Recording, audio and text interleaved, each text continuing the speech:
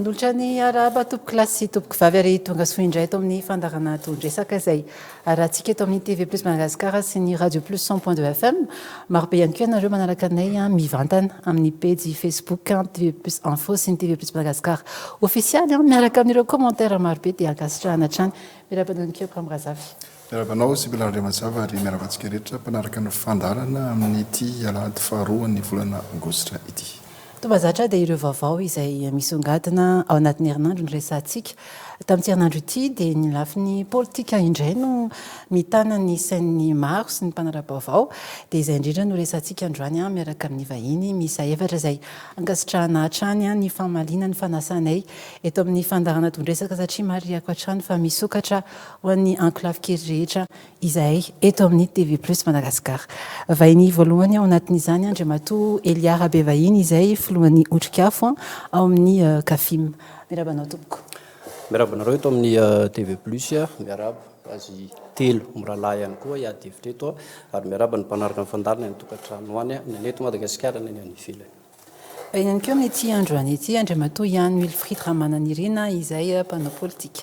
Miarabanareo miarada dia miaraba antsika rehetra manaraka ny tokantrano any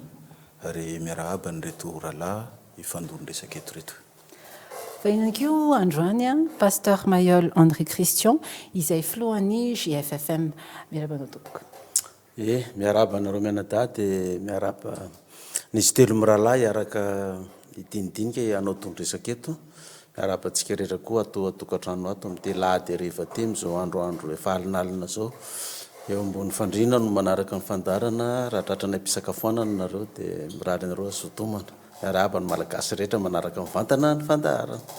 Ary ny vahiny faefatra androany Dr Asna Ravelson izay filohan'ny ARN na ny antoko républicaine nationaliste. Miarabanao tompoko.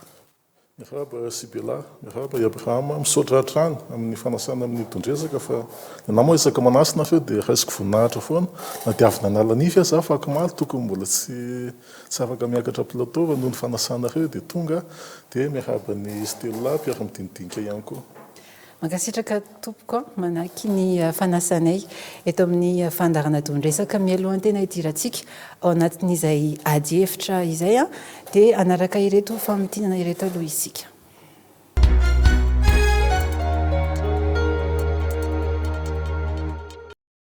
Misy fiovana eo amin'ny firafitry ny hery politika. Nanambarany fialany eo amin'ny komity fanorenana ifotony any Madagasikara na ny Kafim, ny antoko républicaine nationale tarihan'ny Dr Asna Ravelson. Araka ny fanambaran'ny Bureau national ny Kafim, nikena ny fanapahan-kevitra niraisin'ny filohan'ny faritany Antananarivo sy ny antoko ARN hiala tsobikambana ao amin'ny rafitra. Nambarany ihany koa fa itony fampandehanana ny Kafim eto Antananarivo ka ny Bureau national no itatan'izany mandrapisin'ny mpitarika vaovao. Talohan'izao fisarahan'izao anefa dia namoaka fanambarany i Dr Asna Ravelson na ny eo ny ahiahiny izy fa mivoana amin'ny foto-kevitry ny Repoblika ny fomba fitatana ny fanavozana no tsindrimy manokana ny zava-nitranga teo anoloan'ny lampantanana Analakely izay very mifamfalohatra amin'ny foto-kevitry ny laïcité na ny fisarahan'ny fanjakana sy ny fivavahana. Araka ny nambarany dia Repoblika ny rafitra ny safidin'ny Malagasy ary ny lalam-pandrenana ny tokony hijoro ho antoko ny fitovian-jo sy ny fitovikasiny eo amin'ireo finoana rehetra misy eto amin'ny firenena. Etsakilany nanambarany ARN fa manohana ny antson'ny fivoy ametrahana fanarana politika hoenti mamany krizy misy ankehitriny. Ho azy ireo dia ilaina ny fampiresahana sy ny marimaritra iraisana eo amin'ireo hery politika rehetra. Anisan'ny olana nasongadin'ny ARN ny tsy fisian'ny tety andro mazava momba ny concertation nationale sy ny ahiah manodidina ny fanavozana ny firafitry ny CENI. Jevin'izy ireo ihany koa fa nisy fanarana politika ny volavolain'ny Kafim tamin'ny fiandohan'ny taona 2024 notohanan'ny antoko politika misa 910 saingy tsy nahazo valiny avy amin'ny fitondrana.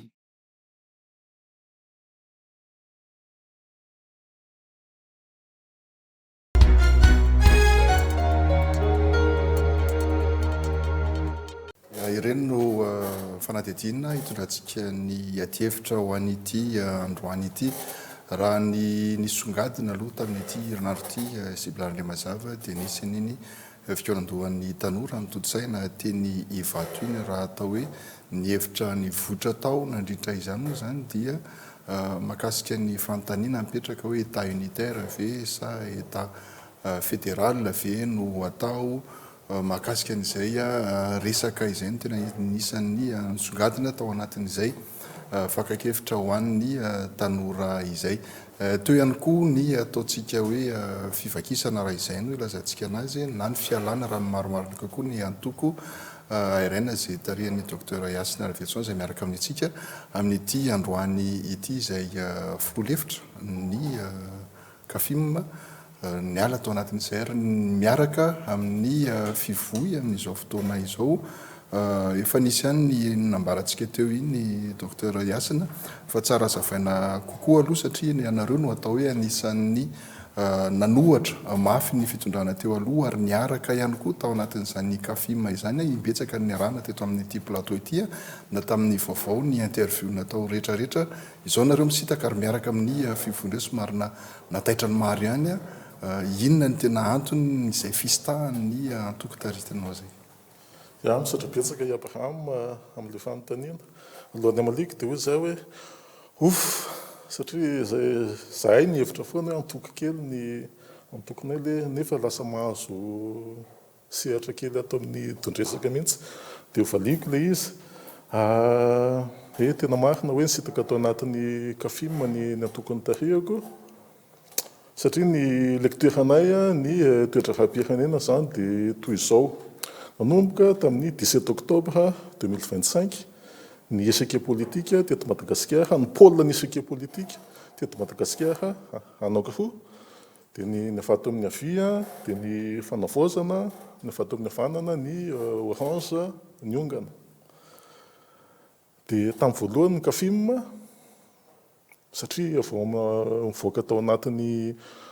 mouvement ny 25 septembre 2025 naka position hoe manohana ny fitondrana tsisy fepetra zato isan-jato zany hoe position mikôla be ohatra ato amin'ilay pôle avia ato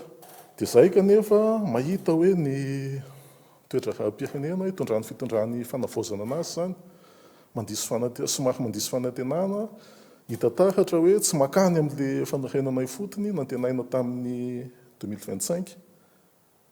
dia nandeha ny adihevitra tao anatiny moa dia ny adihevitra tao anatiny aloha hijanona anatiny fa tsy hoentina eto fa nanapa-kevitra zay hoe le position CAFIM tokony mievolue zany tokony misitaka kokoa ny fanavaozana dia CAFIM moa nijanona hoe manohana ny fanavaozana ihany io ny filohany io fa zahay ARN zay na filoha-hevitra nisahana faritana Antananarivo tao dia nitazona an'ilay fitakiana hoe tokony maka distance amin'ny fanavaozana antsika satria tsy mankany amin'ilay fanorenana ifotin'ilay izy ny teo aloha ihany nohatra ny miverina. Dia ny position ny ARN ny antoko tarehako zany amin'izao amin'ilay hoe pôle anankiroa ny échec politique eto Madagasikara zay dia ny évolue zay somary nisita kokoa zany hoe lasa centriste gauche mbola ao anatin'ny mouvement 25 septembre manamafy kokoa an'ilay position balizy nikambanana atao anatin'ny CAFIM hatramin'izay fa ny CAFIM moa ny safidy hoe mbola anohana be ny fitondrana fa zahay zany hoe manohatra zany nareo fa mbola mijoro balizy mbola ao anatin'ny mouvement ny 25 septembre raha ohatra milanay ny fitondrana fanavaozana mbola vonona zay ary asa. Anisan'ny fanontaniana zavadikety satria rarotinay ny misy manko ny resaka mandeha ny anivon'ny CAFIM betsaka ny faplace nahazo toerana docteur Yasina ny mbola eto ihany nefa sao dia any amin'izay le fanontaniana. Lecture ny fizotrany rahaam-pirenena izy any tena izy fa tsy resaka sesy zany tsika manan-katao tsika tsy any loatra ny alahelo fa resaka lecture na rahaam-pirenena tsy mitovy ny tena nampisitaka anay. Monsieur Elia Rabevahiny tsy mizotra ny mitokony ho izy ny fanorenana ifotony raha ny zavatra hita plateforme politique le CAFIM dika zay zany ho anay tsy mahagaga raha misy fa tsy fitovizana fomba fijery eny an-dalana eny tiako mariana fotsiny dia ny hoe misy contradictoire le resahan'ny docteur Ravelson asina tamin'ny voalohany izy milasa hoe manoana tsisy fepetra izay tsy ny fanarahana tamin'ny fitondrana fanavozana mihitsy aloha zany hoe manoana tsisy fepetra. Avy eo indray izy aty amin'ny farany miresaka ny hoe balise. Tena marina izay le balise zay no ny fanarahana. Tao docteur Yasina tamin'ny fihaonana tamin'ny voalohan'ny fanavozana voalohany. Zay zany le izy. Faharoa dia ozy hoe soa ihany koa izy fa ny teny hoe raha anatin'ny kafima dia safidy. An'izay zany ny teny hoe tsy fanasana lamba malotony kafima zany ny sehatra sahala amin'izao. Fa ny afotsiny tiako mariana dia ny hoe mila endurance ny politika. Zay zany le izy. 40 taona ny raha niotrikafo manokana taty aoriana ny kafima nanohatra ny fitondrana teo aloha mandra-porotany. Mpanolotsaina teknika ray no azo niotrikafo mihoatran'izay 40 taona zay. Mbola nisy fotoana ary docteur Yasina mbola nanohana ny Andry Rajoelina. Zay tsy zavatra tsy nataony ny otrikafo mihitsy. Zay le ataoko hoe mila faharetana lay politika. Dia idiko eo zany ny devitra mahakasika an'iny fa ny tiako mariana fotsiny hoe mbola misy ARN amin'ny kafima. Zay aloha mbola misy eo, mbola misy maromaro zany. Dia ajany koa ny mahakasika an'iny zandray alatsiny aloha mba asiana minimum na sincérité le izy mbola misy ao mbola misy ao eny aloha ny tantara ny andiso nanamarina amin'izay sahala leny resahana hoe tsisy resaka toerana le izy dia ajany koa ny adihevitra mahakasika an'izay. Ny any tiako mariana fotsiny hoe tsy mba fomba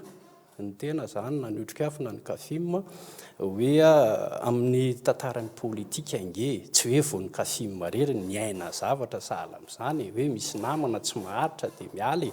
fa zay indray zany mijanona an'izay zay manaja ny fomba fijeriny tsirairay fa tsy zahay mihitsy no andeha idiaboliser na anaratsy namana etsy seroa sahala mifanaon'ny hafa zany zay fa zay tsy miditra amin'izay lafin'izay zay manao an'izay azy iny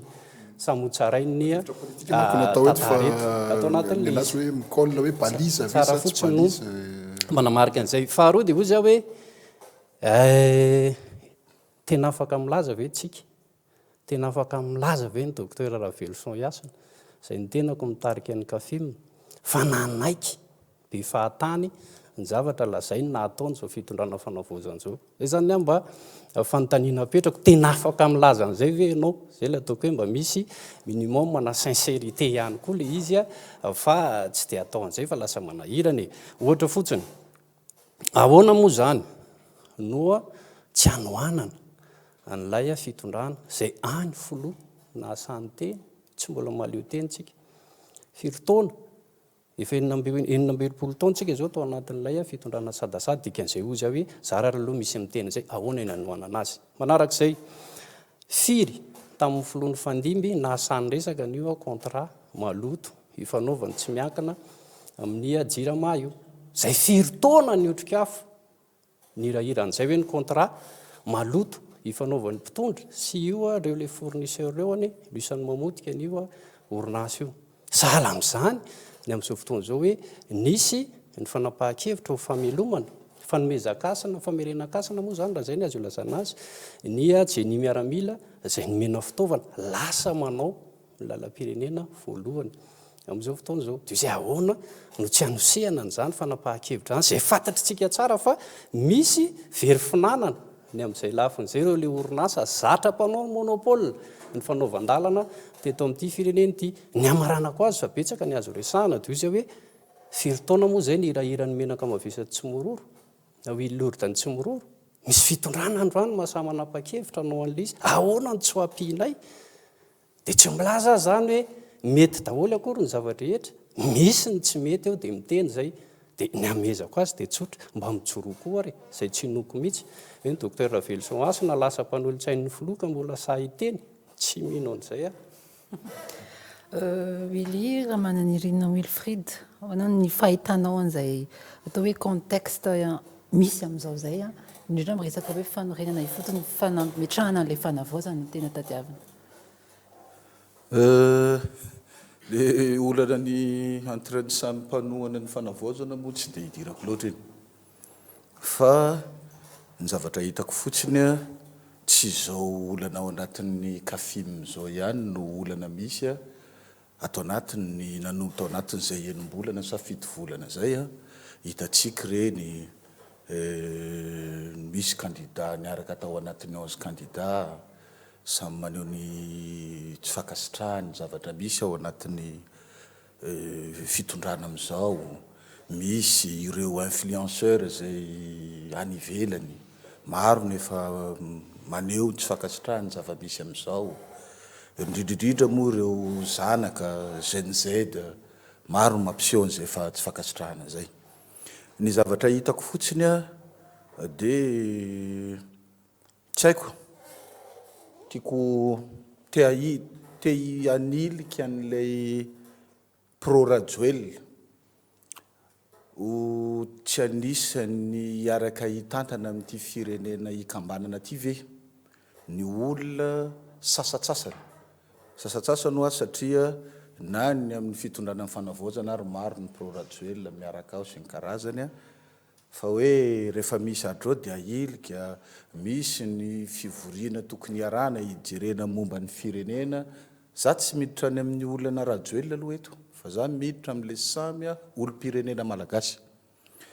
ka ohatrany hitako ohatrany diso fijery ihany a ny pomba ny fanavaozana raha ohatra ka milaza fa ny pro Rajoelina na ny Irmara dia mpanohatra zay zavatra zay zany tiako ohatrany azavaina kely eto hoe rehefa te hanilika nanao langage discriminatoire dia atao fotsiny fa raha ny lôzika ny zavatra misy tsy ny Irmara mihitsy no atao hoe mpanohatra eto na ny pro Rajoelina azavaiko ny antony Rajoelina tompoko tsisy fanonganam-panjakana teto fa olona namena natao intérim nisy teto tsy haiko fa zay fanazavanao zay satria mbola tsy niova le décision numéro 10 donc zany a intérim ny Flo Michael eto de ahoana moa zany ny andeha anoerako za tsy ao anatin'ny fitondrana fanavaozana ahoana moa zany ny andeha anoerako olona intérim ny olona nitoanako lôzika ny jerentsika eto fa tsy tora-po inona mahatonga n'le tsy fitovizan-kevitra ao anatin'le mouvement 25 septembre ny tenen'ny docteur satria tsy mety mandrava le institution colonel Michael satria colonel Michael ny aniana tamin'ny lalam-panorenana izay mbola ary manaja n'le institution izay nipetraka tamin'ny fitondrana Rajoelina dia ny HCC zany eo ny tsy tovizan'le hevitra donc tsy ny aty aminay mihitsy no manohatra fanavaozana ary mbola tsy nanao déclaration an'izany hoe mpanohatra na pomba fanavaozana zay fa amin'izao any tsy fitovizan-kevitra amin'ny samy niaran'nytolona ny misy gaga zany amin'izao hoe fa maninona moa zany no imila vonjy Philobert no tonga dia atao hoe 7e vice-président tsy azoko institution izay notoanany Irmara io mbola misy io tsy mahafaly ny akamaroan'ny olona nytolona hatramin'izao na ny tamin'ny herinandro nisy fandarana niarahanay sy ny président ny Zagasy dia mbola miteny mihitsy zareo hoe zahay dia mbola manohy ny tolona satria mbola tsy rava ilay institution dikan'izay zany le tena transition no tena tadiavin'le mpitolona ka eto zany dia miteny hoe indraindray raha vao eti-poloatra manao an'le politika dia lasa diso fahavalo ary raha ny situation misy an'ny colonel Michael raha ny fahitako anazy fotsiny dia hoy zaho hoe na chance lehibe hitondra zavatra tsara eto a Madagasikara izy na ny mifanohatra amin'izay satria ny antony colonel Michael zany zao dia nivoaka amina toerana neutre tsy nitarotolona teny amin'ny 13 mai colonel Michael tsy nanao fanarahana tamin'ny mpitarotolona teny amin'ny 13 mai colonel Michael tsy nanao fanarahana tamin'ny mpitarika antoko politique colonel Michael fa rehefa tonga izy dia nanampy ny vahoaka teny amin'ny teny Akanja dia eo dia lasa nitondra n'ilay tetezameta zao zany ny zavatra misy tsy misy tsony zany izy zany amin'izao olona libre amina fanapaha-kevitra zay o alainy satria tsy nisy famatorana tamin'izana amin'izy izy ka zay le mahatongana amin'ny teny hoe miankina aminazy sisa raha ohatra ka izy indray no andeha hiverina hifamatotra amin'ny mpanao politika zay efa nahongan'ny olona teto mpitondra zay efa nahongan'ny olona teto matoa nahongan'ny olona tsy androany akory hoe mandeha ny tetezamita sa ny fitondran'ny colonel Michael dia Iandry Rajoelina rery ny devoly fa zay le zavatra fomba fahitako anazy zany faranako fotsiny ianao hoe anatin'ny fotoana mijery tsika zany zao a mijery hatramin'ny maso zany tokony ho vaovao amin'izao pasteur Mayol ia zany ny fahitako ny raharaham-pirenena hatramin'izay a dia tahaka izao misy ny hetsi-bahoaka eny an-dalambe zay miafara amin'ny fanonganam-panjakana dia rehefa voahongana le mpitondra fanjakana dia miditra le mpanonga-panjakana dia rehefa tonga amin'ny fitondrana le mpanonga-panjakana dia ny zavatra tenenin zareo dia ny hoe nanapotika n'ity firenena ity nandritry ny zao taona dia le mpitondra teo aloha dia ilay nahongana teo a tonga diny dia mitsangana ho mpanohitra indray a ilay eo amin'ny fitondrana miainga antsika zany tamin'ny Zafy Albert filoha teo aloha sy filoha Ratsiraka be son âme rehefa nahongana ny ekipan'ny filoha Zafy Albert ny filoha Ratsiraka sy ny ekipany dia ny hoe ny fototra ny nampahatra ny firenena dia ny ekipan'ny Arema dia dikan'izay izahay eto amin'ny fitondrana no anatsara le firenena dia lasa hoe ny aty ekipan'ny Arema indray zany no lasa ho mpanohitra dia niverina nefa ny filoha Ratsiraka rehefa niverina ny filoha Ratsiraka dia nitsangana ataony indray natoko mpanohitra ny filoha Ratsiraka tarihan'ny filoha Ravalomanana nanongana azy tamin'ny 2002 dia rehefa tonga teo amin'ny fitondrana indray ny filoha Ravalomanana dia nilazaina fa le mpitondra teo aloha no nanapotika ny firenena dia niditra indray filoha Ravalomanana nahongany Ralandray TGV tamin'ny 2009 ny antony zao fahoriana zao a dia nataony mpitondra teo aloha zay nahonga atsika dia nafarany voahongana ihany koa ny fitondrana DG Rajoelina niditra ny Rajon Armampianina dia nitranga amin'izay le alliance contre nature tamin'ny fitondran'ny Rajon Armampianina fa niaraka indray ny filoha Rajoelina sy ny filoha Ravalomanana tamin'ireo 73 député dia nilazaina fa ny ASVM indray ny fototry ny mampanitra nyity ka tokony ahongana dia misy zany amin'izao fotoana zao mahagaga anahy le tenin'ny Willy teo ny amin'ny hoe azay tsy mpanohatra dia izy ary zany le mitabataba manohatra n'le fitondranareo a antokony iza zany reo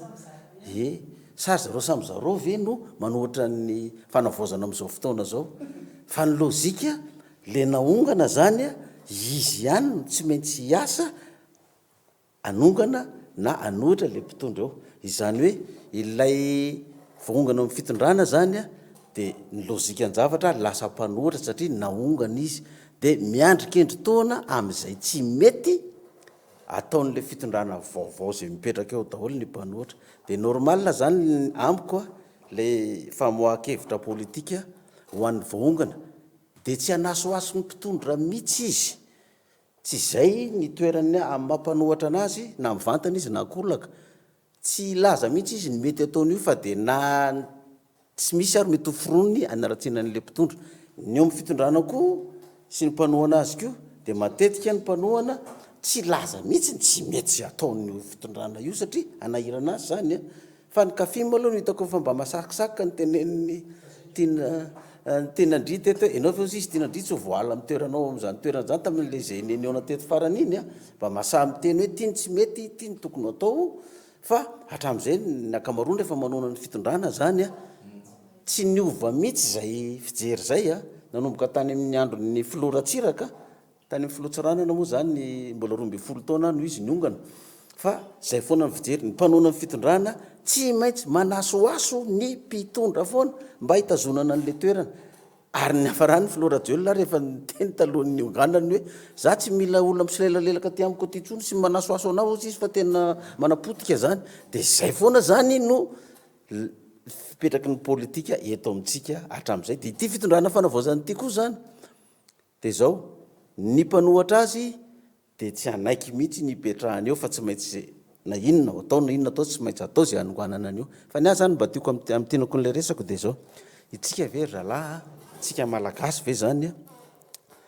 dia tsy mbola misokatra foana ny masontsika fa tsy itsika samy gasy anie ny fototry ny fahantrany eto Madagasikara ty Antanina sy anokafako ny adievitra ao anatin'izao zava-misy zao satria mandeha renitrangana alajaza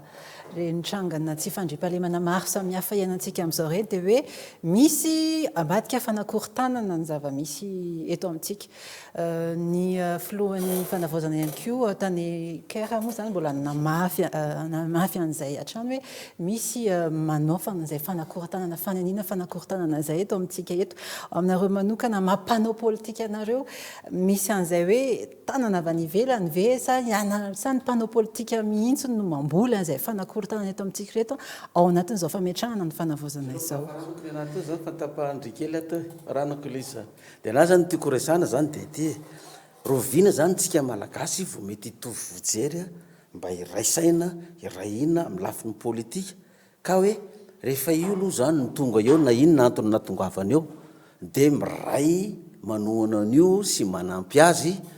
na mety ataony na tsy mety ataony dia ahitsy dia amin'izay fotoana zay a mba androsotsika amin'izay fotoana zay satria ny atsika zay tonga ao zany dia toerina daholo na iza tonga ao na iza tonga ao zao ny zava-misy eto Madagasikara ao anaty contradiction tanteraka tsika amin'izao fitondrana fanavaozana ao anaty contradiction teo ao anaty ordre constitutionnel ny fitondrana fanavaozana zay le anton'le décision androsimihemitra tamin'ny 12 octobre 2025 tombotsaroatra dia mifanavaozana zany amin'izao mieritreritra hoe ao anaty ordre constitutionnel ary ny communauté internationale dia mahita ny Madagasikara ao anaty ordre constitutionnel zay nefa tsy nefa ny ivelany communauté internationale araka ny communiqué navoaka ny SADEX ny UA teo dia non fanonganam-panjakana nisy tao Madagasikara tamin'ny mouvement ny 25 septembre ny ambassadeur rehetra voaray daholo ny amina firenena misy anazy ka diplomatie fiatsarambelatsy dia amiko zany a sady mamaly neny Sibela teo a amiko idébloquena ny situation amin'izao mila accord politique na ny orange zaza mila ampidirina ao anatin'izay accord politique izay fa ny condition anay zay indray anay antoka républicaine nationaliste fotsiny tsy mionga zay afa-tsy zay Andriamatoandry Rajoelina tsy ao anatiny fa ny orange afaka ampidirina ao anatin'ny dialogue politique sans Andriamatoandry Rajoelina noho ny deka vitany teto Madagasikara dia mifandray amin'izay Sibela ny fanontanianao satria zany eto misy vondrona politika matsiary tena tsy inclus ao anaty dialogue politique dia misafidy makany amina lutte armée de type terrorisme zay io famonon'olona kidnapping io dia mahatonga le fitsaram-bahoaka lasa miparitaka be satria mahomby le izy mipetraka ny psychose ahoana débloquena an'izay accord politique incluena ao anaty accord politique koa ny orange sans Andry Rajoelina dia ankoatran'ny zalahy efa tondra teo zany dia aza digny koa retompoko mpanohatra zany manao an'le acte de déstabilisation ataontsika i Abraham ny teny an'izay matsapa teny izy mihaino anahy dia azafady ngay paster fenoko vetivety fotsiny dia ankoatran'ny sy filoham-pirenena efa nitatana zany ny entité politique manana olo-boafidy tokony ampidirina ao anatin'izay dialogue politique izay koa satria manana légitimité izy manana vahoaka manana élu paster ty hoe le ndresanao teo hoe sans Andry Rajoelina ny communauté internationale ave anaiky an'izay zavatra zay satria zay zay foana mako zany ny zavatra hitako hatramin'izay a hoe raha tsika zao tamin'ny 2013 a le nivoaka hoe nini voaka le hoe nini voaka le hoe nini tamin'ny 2013 a dia tsy afaka nilatsaka reo candidat reo dia tamin'ny 2018 indray a nilaza indray hoe afaka milatsaka daholo indray le candidat ao izy ny communauté internationale dia itsika malagasy zany hoe tsy mahazo milatsaka dia manaiky mahazo milatsaka daholo indray dia manaiky ka mitindra mitoraka aty zany nanontaniako ny dokotera hoe ozy izy anao hoe sa ihany rajoel dia mety anaiky indray ve zany ny communauté international hoe marina zany ny foto-kevitra raisinareo zany malagasy fa Andry Rajoelina ny tsy ampidirina. Hitany pasteur Mayol ny antsoina hoe communauté internationale dia vondrona ireo firenena impérialiste nandovany système colonisateur. Rehefa miteny hoe communauté internationale zany ianao, États-Unis, France, Grande-Bretagne, zany hoe ireo firenena tandrefana capitaliste nahazo tombony tamin'ny capitalisme industriel tamin'ny 19e siècle. Ireo no mangejantsika, tsy mahatonga atsika afaka ao anatin'ny fahantrana nanomboka tamin'izay nazona fahaleovantena zay système impérialiste sy ny colonisation zay mahatonga ny Madagasikara lasa zanatany io hainotrika avy tsara zany. Ahoana ny ialantsika ahoana ny izorantsika makany amin'ny tena fahafahana zany, mila ny assumer un acte souverainiste nataon'ny colonel Michael tamin'ny 11 octobre. Dia eo le contradiction mouvement souverainiste misy teto Madagasikara nefa colonel Michael matahotra iassumer an'le izy, matahotra anaraka ny lalany AES. On s'en fout. Mila mikapita tabatry tsika hoe nous on est un pays souverain, tsika midikiteny lalana tsika fa tsika efa mbola manaiky anareo dia mbola voagetsa foana resaka politika mihitsy larabivainy satria voalaza teo hoe libre izy araka nambarany Willy hoe libre ny président fijery ty ivelany manana an'izay liberté fa afahana izay tokoa ve ny filoha amin'izay asa tokony ny ataony sy ny andraikitra tokony raisiny. Zay le mila ifanampiany ao anatin'le izy satria tingy firenena iraisantsika marina fa hoe manana filohan'ny fanavozantsika manana an'ireo le mpanolontsaina avo anakefatra izay miaraka amin'ireo tsika fa za mamerina ihany hoe kefa izy tena ny ary filohan'ny fanavozana ny teny hoe mbola tsy maleo teny tsika dikan'izay zany hoe mila mitady ny fomba zany tsika ahafahana mama ny olona eto amin'ny firenena zay nge no mahafinaritra an'le président aloha hoe au moins zany mba tena manaiky aloha hoe tena zay ny zavatra misy marina eto amin'ity firenena ity mahakasika hoe iza no tokony handray anjara sy tsy handray anjara amin'ilay dialogue politika na fikaonandoam-pirenena io zany tsika ny tokony ampisehoany hoe raha tena firenena manana fiandrianantsika tokoa tsika ny kafim nge tany am-boalohany ary tazominay zay mandraky tiany androany dia nametraka foana an'izay hoe diniky ny samy malagasy zay na le hoe dialogue malagasy malagasy iny zany mba fa mahafinaritra aloha ninninona resahana fanarabiana tsy mbola nisy kosa aloha e filoha na andray nia filoha teo aloha mbola vely zany ifampidinika hijerena namoana ny firenena milay fasairanana iny zany no heverinay hoe nanomboka an'izay lay fifanantonana amin'ny lafin'ny politika izay dia mila hitarina le izy amina entité politika maro samihafa tsy ny mpisehatra politika ihany fa na ny mpisehatra toe-karena na sahala amin'izany mila omena sehatra daholo zany ahafahana mamany olana e satria ny tena zava-dehibe nge dia zao e nanome ohatra ny kafim lay tamin'ilay fikaonandohany antoko politika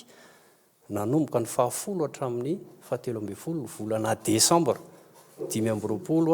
sy 10 hatramin'ny 17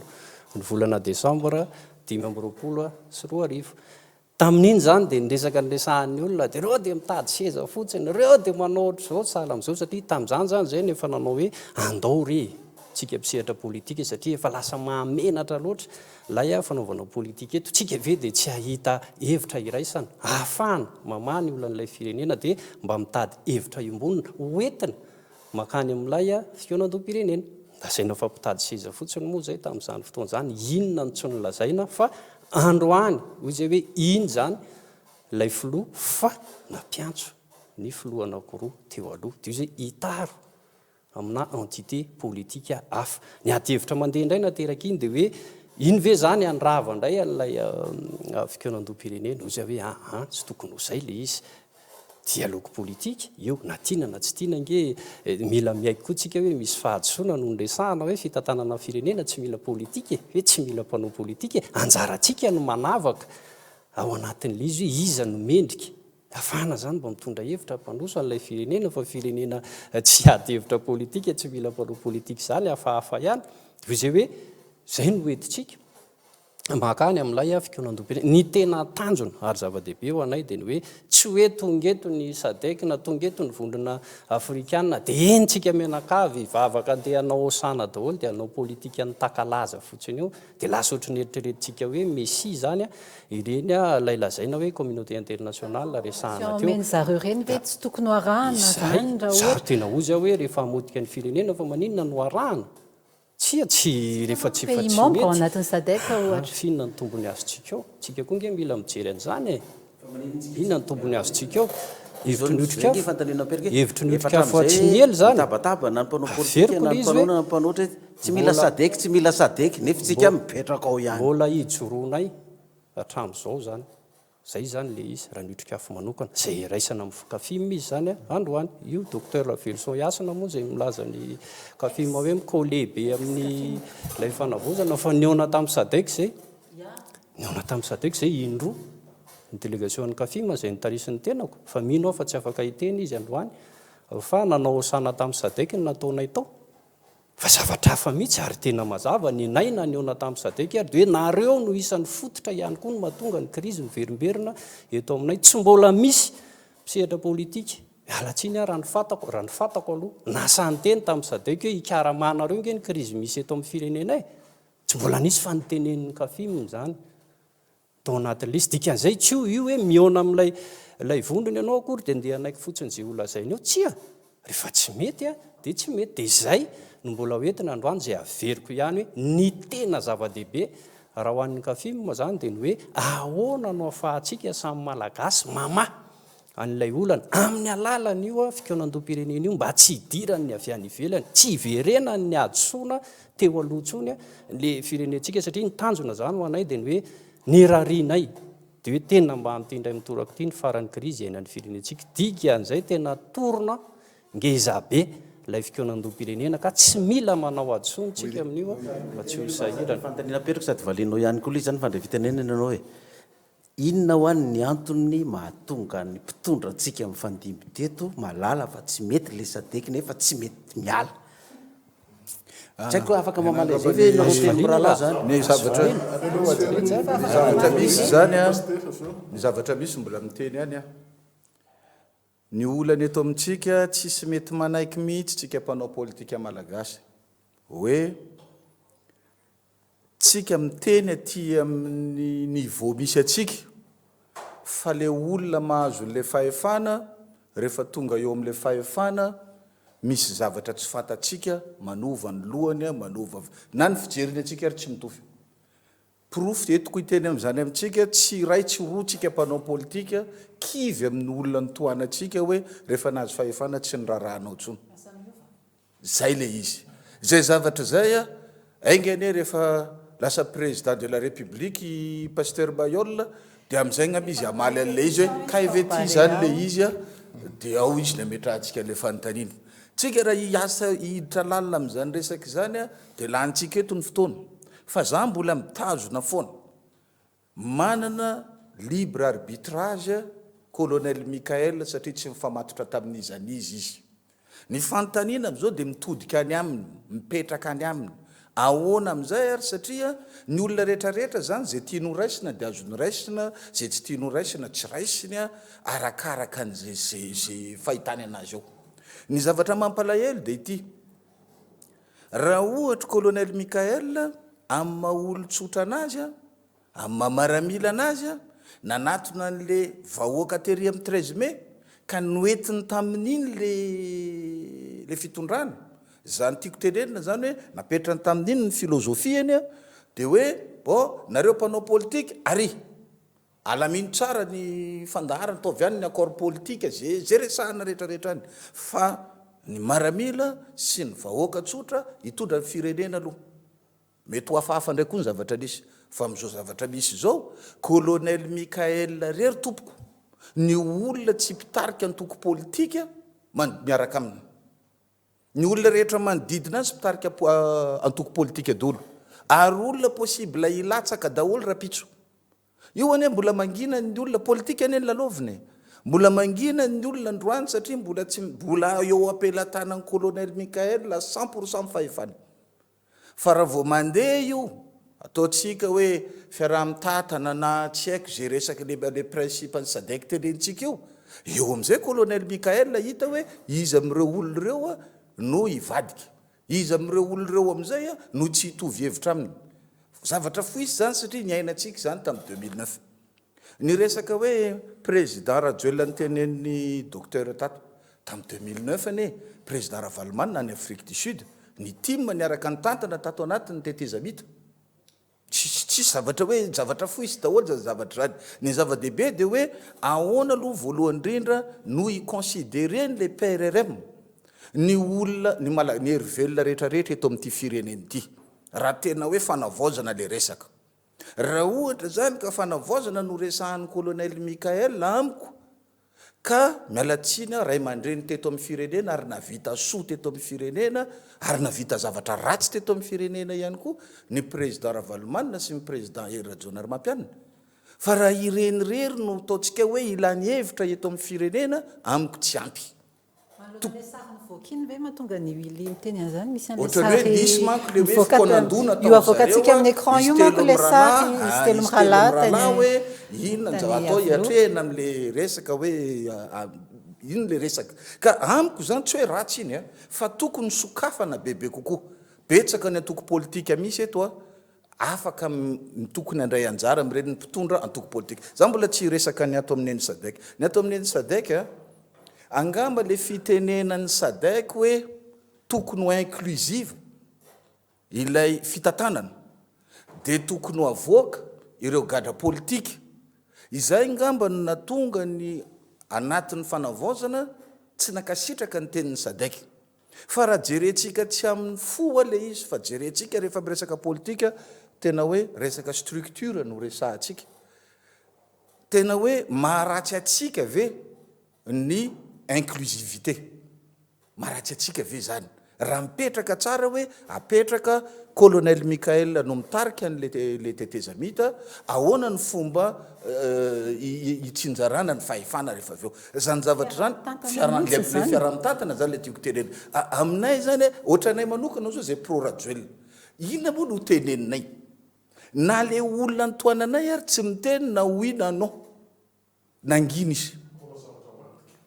Zay ho le resaka zay ho le zavatra zay itsika ihany no mametraka an'izany zavatra zany. Aminah aloha misy filoham-pirenena tsy mba nitoanako teto fa za zany tsy mba mametraka an'izay hoe miapanga olona tsy ananako proof zay. Fa amiko na ina no tsika ihany mamitaka ny tenantsika ary tsika ihany mitazona antsika ao anaty olana raha ohatra zany zay foana ny atao dia tsisy olona sahaka fanapakevitra eto. Fa mila mandroso tsika ary mila le tenin'ny pasteur teo hoe fa tsika ve zany tsy capable le hoe tsy anohatra aloha mety ataontsika hoe tsy metsy satria tsika pays démocratique fa hoe tsika ve tsy capable hiaraka ifanaiky ifanaja amin'ny position zay misy atsika eto amin'ny firenena. Atomboka amin'ny SADC le izy mametraka fanontaniana mametraka fanontaniana be mihitsy pasteur fa maninona ny SADC no miditra dia fa maninona tsika no tsy mahavita hoe mialo amin'ny SADC. Zay le izy hitany pasteur ny relation internationale ny fiarahamoniny firenena eto amin'izao tontolo izao principe de droit no nitondra anazy nanomboka tamin'ny 1945. Dia tsika ny fitondrana fanavaozana tamin'le 12 octobre iny rehefa nanaiky iverina ao anaty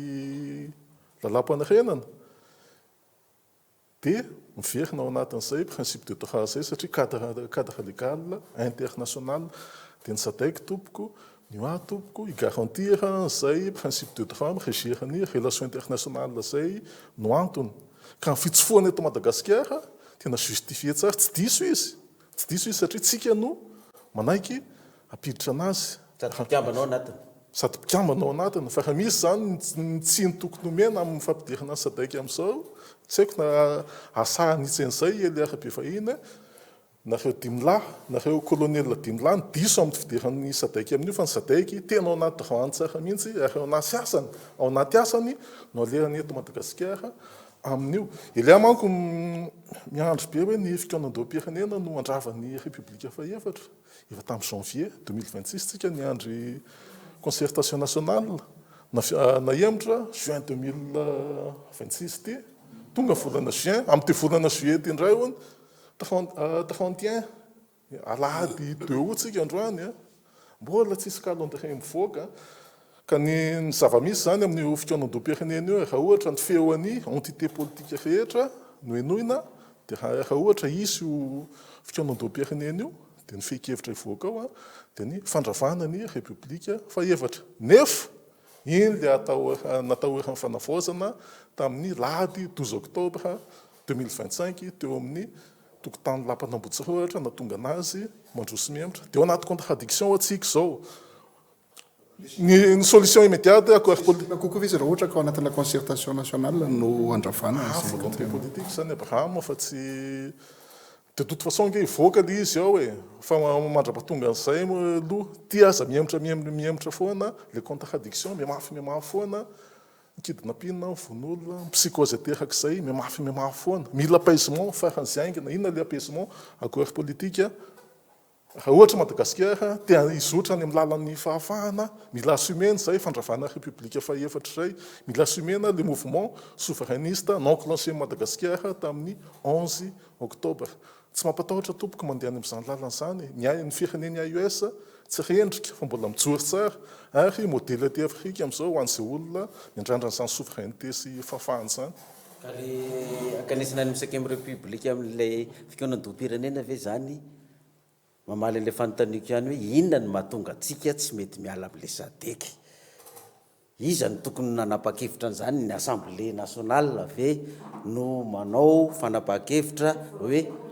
volonté politique hoe izay a tsy hiaraka aminareo SADC itsika manko zany a le militant resako zany a le militant ny mpitondra ny fandimby hatramin'izay dia mitabataba foana hoe tsy ilaina ny SADC e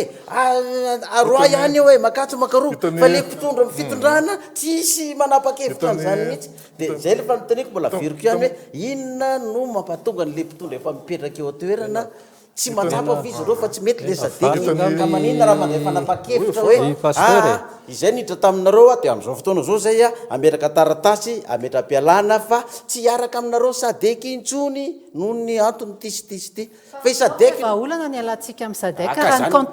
contexte iainantsika amin'izao nenahy zany a le olona le mitabataba nge no misy recommandation maromaro angena nameny zareo tao anatin'ny émission maromaro tany Afrika kely aloha vetivety fa anatin'ny sujetsika zany e satria ny mpanohana ny Flora Juel teo aloha ny mpanohana hoa dia amin'ny foana inona dia miteny foana roaso ihany le SADC tsisy ilana an'io makatso makaroa nefa le mpitondra mampiditra azy eto ohatrany misy amin'izao amin'izao fotoana zao koa na ny mpanohana ny fitondrana koa amin'izao fotoana zao koa dia milaza hoe tsisy ilana SADC zany tsy ilaina ny fanapa-kevitra nireo i dokotera na zava atao atsika mbola anatin'ny lalàna satria mbola anatin'ny SADC dia tsy maintsy mbola miditra eto izy tsy azonao sakanana satria mbola mpikambanao anatiny ianao tsy tokony arahana ve zany le recommandation ny SADC ho an'ny tsotra fotsiny anahy zany a raha mbola ao anatiny ianao dia tsy afaka miala amin'izay recommandation ataony tokony manaraka ianao fa raha fa tsy anaraka ny azy ianao dia miala ao aminy zay ny lozika zay ny lozika zay ahoana moa nanarako ny baiky ny communauté internationale nefa zary amin'ny BRICS tsy possible ane zany tsy maintsy tafilatsaka eo ampovoany communauté internationale sy le fotoana force ka ny andraso ili zao ny teny tao hoe ny mpitondra ozy izy ili tao tonga amin'ny fitondrana vao manangana toko politique dia tenenonao faharoa koa hoe tsy manana contrat tamin'izanizany ny filohan'ny fanavaozana tsy marina zay fa ny vahoaka ny tolona no anana ny filoha fanavaozana contrat amaly ny etaetan'le vahoaka ny tolona teo ka nanaiky ny ipetrahany teo tondra ratsiraka tamin'ny 1975 tsy nanana toko politika izy fa teo amin'ny fitondrana izy vao nanangana verina koa filoha zafy tamin'ny 91 tsy nanana toko politika izy fa teo amin'ny fitondrana izy vao nanangana vahoaka amin'ny tolona zany colonel Mikael dasolo tezako lizy vadika tamin'le tsy nanajale contrat tamin'ny vahoaka tonga koa Flora Valomanana tsy nanana toko politika koa izy fa tonga teo izy vao nanangana toko politika niditra Floera Jonar Mapianina le même i filohan'ny rajoely le même ny filohan'ny fanavaozana le même raha za zany ny tonga ao zao nefa manana toko politika fa tsy hoe eo avy vao manangana na ny tiako iverenana fotsiny amin'le adevitra le hoe le resaka inclusivité ny sadek sy ny karazany lizy aloha ny mahitsy tsy mbola niotrikafona ny kafim aloha zao no mitonde mbola mpanolo-tsaina aloha zany zao nitoeran'ny tena zay aloha le izy ary za variana amin'ny docteur Yasina hoe mahasamy tena sura am'izany hoe norany firy-taona ambany fankalalantsika zay hoe ny tena anay zao tsy mahasamy teny ny zavatra verina hoe tsy mety sy tsy rariny eto amin'ity firenena ity mino ve anao fa satria ve lasa ny fanaraka tamin'ny fivoinareo androany dia lasa niovatra amin'izay koa zany fa ty dia apetrako tsara andaso aloha andaso aloha fa ho avy any a ozy aho hoe averiko le fanontaniana firy tamin'ny mpanolotsaina ho aho zay fantatro ny ange ny mahavariana fotsiny docteur Ravelson Yasina amin'le adevitra dia ny hoe marina fa tsy mitovy hevitra tsika androany satria mieritreritra hanohitra lalakafo nareo fa za kosa zany ozy aho hoe le minimum na sincérité mba hapetrao e fa zany tsy midika dia iny le namana fa dia tena niova tanteraka tamin'ny zavatra resahany zay nge ny ano apetraka ao anatin'le adevitra ny fandarana ohatran'izao ozy aho hoe iza moa tsy manaraka an'ity hitan'ilay filohan'ny fanavozana hitan'ilay mpanolotsaina avo anakefatra ary averiko ihany ny adevitra isan'ny délégation niaraka tamin'ny kafim ianao ny eona tamin'ny sadek inona no resahantsika atao e dinona ny tenenin'ilay présidentny kafim atao na ela be isan'ny nahalava indrindra ny fiaonana tamin'ny sadek tamin'izany fotoana zany tsy maintsy miaro ny rambony izy ko ary na zay zao ary nahitana loza nge zany tao saika nahitana loza tao anatin'ny fitondrana zay le izy dia androany anay dia mbola mazava averiko ihany firenetsika ty itsika ny maharary an'ity tsy ny sadek na ny sehatreresam-pirenena hafa no hitondra vahaolana ho an'ity fa itsika ihany na eo ary ny recommandation any sadek ozy hoe rehefa tsy mety dia tokony ho lavina zay le izy dia andao hijery vahaolana ny samy malagasy averiko ihany l'inclusivité manana ny fomba fijerinay mihitsy zay ao anatin'le inclusivité tsy tokony ho par rapport amin'ny olona anankiray fa ohatra zao ny filohan'ny fanavaozana isan'ny voaka any ivelany dia mihainy foana an'ireo le malagasy any ivelan'ireo ny inclusivité dia ozy izy zay hoe ahoana no idediavana hevitra sy idediavana fomba mba hidiran'ireo diaspora malagasy ireo koa ao anatin'ny adihevitra ao anatin'ilay fikaonandoam-pirenena eny fa na izany dialogue politique zany ary tokony mba omentsika sens reo mpiray tanyrazan'ireo mba hiditra anatin'ny adihevitra ihany koa sahala amin'ny anohanan'ny kafim ary hitenenanay hatramin'ny androany aleo reo mba hananjokoa mba hifidy zay zany le satria malagasy ohatra atsika ireo isan'ny mamelona ny toe-karen'ny firenena koa reo amin'ny alalan'ny hoe fampodiny vola entina ho an'ny fianakaviany na ho an'ny namany anaovana zavatra eto andao reo mba asiana rafitra anankiray koa ampandraisana anjaran'ireo fa tsy rehefa miresaka inclusivité tsika dia adinontsika ny atsasaky ny malagasy any ivelany fa lay mpitondra ny fandimby ihany no anaovantsika adihevitra amin'le izy fa reo tena averiko reo le diaspora reo tena tokony mba omentsika sehatra koa reo tsy resaka hoe ny ady ataon'ny kafima moa zany amin'izao dia mametraka zay aleo kory zareo mba hifidy fa zay le hoe mba handraisany zareo anjara mihitsy koa amin'ilay fiainam-pirenena zay fa le inclusivité ohatra ny lasa mijanona mpitondra teo aloha sy ny anina fotsiny le izy dia lasa hovery koa zany ny atsasaky ny kintana dia mariako le izy tsy hovana mihitsy docteur Ravelson Yasina fa mbola mipetraka ny anay ny kafim iraisana amin'ny otrikafo mandraky ty ny androany hoe tsy tokony anaraka baiko tsy ny sadeky ihany fa na iza firenena avy any ivelany ka tsy hitondra tombontsoa ho atsika dia tokony tsy ho ekena izany zavatra zany sahala mbola noanana an'le hoe sy hitondrana ny adevitra ndresaka manko anao zany teo hoe ry Eliao izy ianao miandro ny fikaonando tsy izay rery miandro fikaonandom-pirenena ka ny malagasy rehetrarehetra samy miandry an'ilay fikaonandom-pirenena daholo dia marina ao anatin'le adevitra fandravana république amin'ny manakina miconditionné ny fandravana république efa efatra amin'ny fikaonandom-pirenena zay le ataoko hoe mba sy minimum na sincérité misy zavatra niraisantsika fa tsy hoe tsy kafim androany nareo fa nifanaraka tamin'ny fikaonandom-pirenena fa nirairaitsika niaraka nirairaitsika niaraka ny hoe raha vao androany dia androany ny institution any 4e république rehetra fa tsy nevitrytsika rery no atao tsy hoe zay tianao dia donga ianao rehefa tsy laniny olona ny ianao dia ny olona indray zany miresaka ohatra le filoha hoe io misy ny fikaonandom-pirenena dia hoeto any le hevitra dia hoentina ndray zany le hevitra fa rehefa tsy niravana atao anatin'ny zay folo volana lasa zay le institution dia iny adisonisa adison'ny kafima ve adison'ny kafima ve adison'ny kafima ve zay sa niova tamin'izay fitakiny zay ve ny kafima fantaniana petraka nanao akory nareo androany niala tamin'ny kafima niova tamin'ny zavatra nyresahany ve ny kafima ary tsy ny kafima no mitondra androany fa misy filohan'ny fanavozana sy mpanolo-tsaina avo anakefatra eo ka raha mbola tsy naharesy lahatra ny olona ny kafima nandritra zay folovolana zay fa hoentina ny anatin'le fikaonandom-pirenena indray le izy inona amin'izay ny adison'ny kafima zay zany any fanontaniana apetrako sahala amin'ny irahirana ny foto-kevitra ny joroana hatramin'izay rehefa tsy lanin'ny olona ny ianao aloha dia mitady fomba indray ianao afahana mampanjaka an'le izy fa tsy mamorona zavy ka ianao a lasa dotedy miala ianao no te iodikodina amin'le adevitra ianao te iodikodina amin'le adevitra fa zay docteur Yasaka ny tenako fanolotsaina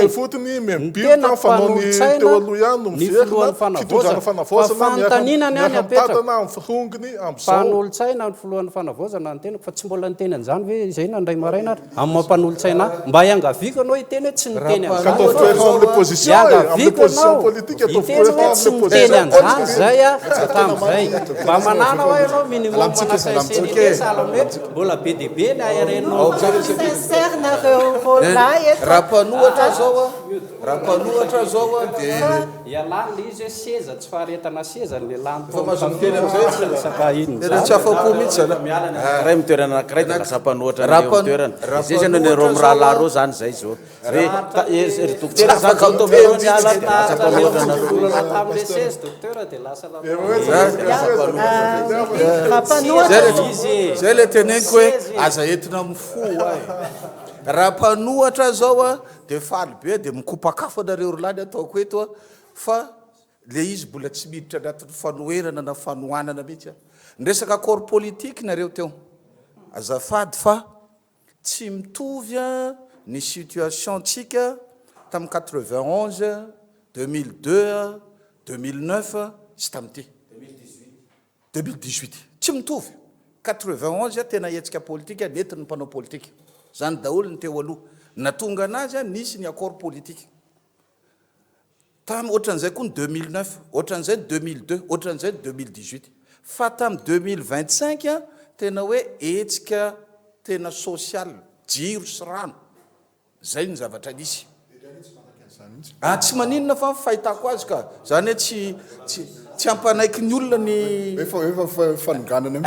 tsy ampanaiky ny olona fa ny vahoaka tezitra dia nanampy an'le hetsika ny mpanao politika efa teo hatramin'izay zany hoe fa nisy hetsika mpanao politika foana teo a tsy nety ny adere tao anatin'io ny vahoaka fa efa mipaka tany am'le izy dia niditra amin'izay mivahoaka dia izay zavatra eny nisy donc zany nametraka tsara nefa le tanorany tarika hoe zay tsy mila mpanao politika tao anatin'le hetsika tsy haiko fa zay ny irahira ZZ zay ny ZZ tsy haiko fa aza-pitovizina am'le nareo tao anatiny tao le izy tamin'ny voalohany zay le discours fa une semaine après dia rehefa nandeha am'izay le izy a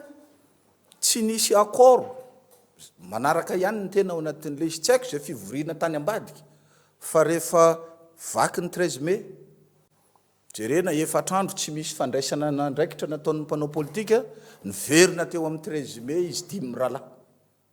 teo izy ny teny hoe tsisy fandraikitra raisina fa ho raisinay ty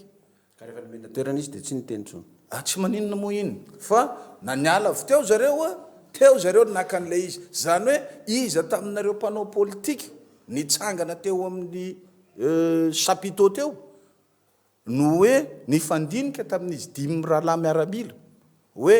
andao ary fa ity ny ataontsika zao nitondrasantsika azy tsisy zay fa initiative n'le miaramila dia ahoana moa tsika zany androany a hitady accord politique amiko tsy logika zany za zao manaiky an'io concertation nationale fa tsy mitady accord politique concertation nationale ka tsy efara amin'ny accord politique ihany concertation nationale andraso aloha fa ny concertation nationale sokafona tamin'ny vahoaka malagasy zay le zavatra ataontsika eto ny fanontaniana mipetraka moa arak'le teny docteur inona mahatonga le izy tsy mety tanterahana mandeha le fahataran'le concertation nationale milatsaka indray koa ny recommandation sadek azonareo donc zany a io ny concertation nationale sy ny recommandation sadek nefa tsy mifanohatra reo azo ampiarahany reo azo tsika atao manao an'io ny concertation nationale mba hananana an'le légitimité populaire ny sadek ananatsika ny légitimité internationale matoa mitondra fanjakana amiko tokony anana capacité anambatra an'izay zavatra zay a ho an'ny tombotsoan'ny firenena raisiko ny tenin'ny présidente tokony mitambatra ny malagasy kiondalana io ianao fa nyteny koa tena tokony mitambatra amin'io concertation nationale sy ny an'io ohatran'izay koa ny docteur teo ny problème n'le mpanao politika samy mpanao politika ty ambany ane asa manelingelina ny fahazahoan'ny toerana angamba le fisian'le zahay firongony de lasa manelingelina ny firongony hafa fa samy firongony daholo manko eto satria zay zany atao partisan ndray zany am'izao e de ny tiako tenenina zany a mila mifanaiky aloha inona ny itondrasana azy manaiky ve aloha akitso-po ny rehetrarehetra terena fotsiny hoe manohatra tsy mpanohatra reo mpaneho hevitra reny ohatran'izao za zao a olona mpanohana ny andriamatoa ny rajoelina tena mahasamby teny aminareo a fa mbola tsisy indray maraina président ny rajoelina ny antso anah hoe oilia contre eo le hevitra ohatran'izao iny na ohatran'izao tsisy avy amin'ny hevitra aminao ihany le micontre eto am'tv+ reny tsy hitako zay ko za loha mbola tsy hitako zay opposé mbola fanoherana ataoko eto za eto tam'le Flora Joel nitondra hoe Flora Joel izy anao mbola tsy nibaiko anao hoe toero a fa ianao nefa efa makito amin'ny plateau a de maka toeran'ny mpanohitra ny foto-kevitra resahanao draiko tsy haiko na manohatra ny hevitra anareo zavatra teneniko eto fa za reto miteny hoe concertation nationale atao za reto miteny hoe amiko nareo le tsy manaiky any colonel Michael ho intérim no mpanohatra fa tsy haiko manohatra ave zany am'izany fa ny tiako teneny eto a io zany zao ny structure misy amitsika rehefa ohatra ka tsy mety amitsika io ary amin'ny concertation nationale ane mamahany resaka atsika na zany forme d'état zany any ane ny mamahany zany zao tsika metram-panontaniana daholo ny olona rehetrarehetra tam'le hoe conférence nationale des jeunes inona zany iny ahoana iny a par rapport amin'ny hervelona rehetra amin'ny atoko na mpanao politika amin'ny société civile ahoana iny fanasana ve zao na pomba ny sady tsy nitady koa moa fa ny zavatra misy fotsiny zany amiko de hoe ahoana ny anaovantsika malagasy ny zavatra tapaky reny tanora reny rehefa mandeha ny concertation nationale ho isy tanora hafa koa izay tsy nanatrika atao mety hiditra ry amin'ny concertation nationale sa efa tsy manana zoiteny ntsony ny tanora fa efa namoaka ny résolution izy omaly izay zavatra rehetrarehetra zay inona ny dikan'iny amiko a pression ve iny atao amin'ny filohan'ny fanavaozana sa stratégie ataon'ny fitondrana fanavaozana ialana am'le décision numéro 10 fa hidirana amin'ny tena transition stratégie politique concertation nationale aloha izy zany ary atao amin'ny docteur Yassine aloha le concertation nationale zay nisy teto Madagasikara nanomboka tamin'ny 2002 ny fitondrana nanonganana ny filoratsiraka dia nanatrika foana hatramin'izao ny vokatra avy amin'le concertation nationale tsy nanatrika tamin'ny 91 ihany no tsy nanatrika fa ny zavatra nisy dia ty manapaka ny eo amin'le concertation nationale hoe zao no atao zao no atao zao no atao dia lany voaka avy any amin'izay le fanapa-kevitra miandry le mpanahatrika an'le nanao concertation nationale tsy izay no mivoaka avy any fa zavatra état fédéré koa no tapaka atao efa zavatra efa vita avy any no mipetraka dia ny fanontaniana mipetraka zany dia ty teny anao toetra ny hoe hatrany diaspora farana makaty mba hanatrika an'le isiny na masinsisy ahoana no ahafahan'lay mpizaika zany a iazona ny fanapahan-kevitra ny raisina atao tsy ova fa dia iny tokoa no hipetraka ao ohatra raha lany ao amin'ny fivorian'ny concertation nationale ao zany fa état fédéral no atao nefany a mbola hanao fifidianana lalam-panorenana indray de tsy contradictoire ve zany sa anao fividanana lampanorenana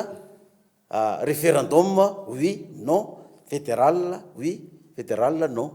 satria tadidiko tsara tao amin'ny senia natrika fivoriana farany tao de nilaza amin'ny filohan'ny senia misy zavatra zay ho tapahantsika eto izy fa tsy maintsy ampifanarahana ny lalàna vao mety anankely lay zavatra ho tapahantsika eto ohatra tamin'izany ny hoe ny fandaniana ny vola sy ny caution homenina alohan'ny candidat zay rotsaka rehetrarehetra iny lalàna ozy izy manapaka ny karaha tany tiarina amin'ny concertation ny fikaonandoam-pirenenao manapaka hoe de atao 100 millions ariary ny na 20 millions ariary ny caution ny fifidianana nefa tsy araky ny lalàna de ahoana de manapanapaka fatany fotsiny zany ny eo amin'le fikaonandoam-pirenena milaza ny eo amin'ny ataontsika tapaka ao amin'ny fikaonandoam-pirenenao fa ny fifidianana dia izay mitondra ny tetezamita de tsy mahazo mirotsaka ohatra tapaka ao zay de inona no atao ho tanterahana ve zany zay satria hoe zay tapaka ao ihany no atao na hoe miteniko izy eo hoe de tapaka ato zany fa ny mitondra ny tetezamita sy zay olo-pirenena rehetrarehetra de afaka milatsaka ho fidiana kanefa ny iteny reny sadeky fa zay nanonga-panjakana tsy mahazo milatsaka inona nataontsika ili zao ny teny tao hoe ianao ange ozy izy rehefa ty velany afaka mitabataba hoe zao fa rehefa tonga amin'ny fitondrana ianao tsy eo anao vao mahita hoe aitsy zany izy ty tena marina ane zay firy moa ny mpanao gazety so nareo mbola tsisy lasa ministra mpanao gazety zay mpanohatra fitondrana mpanohatra lasa ministra mpanohatra fitondrana mafy de mafy na eto amin'ny TV plus na radio rehetrarehetra rehefa lasa ministra izy tsy maintsy voatery miaro an'le mpitondra izy ao izy vao mahita ny aty vilaniny zany ay ve ohatry zao ny règle de jeu ato na tsy mety ary ataon'le mpitondra de tsy maintsy miaro izy ary sarotra ny miaro an'lay zavatra tsy mety ataon'ny mpitondra noho ny manohatra ny tsy mety ataon'ny mpitondra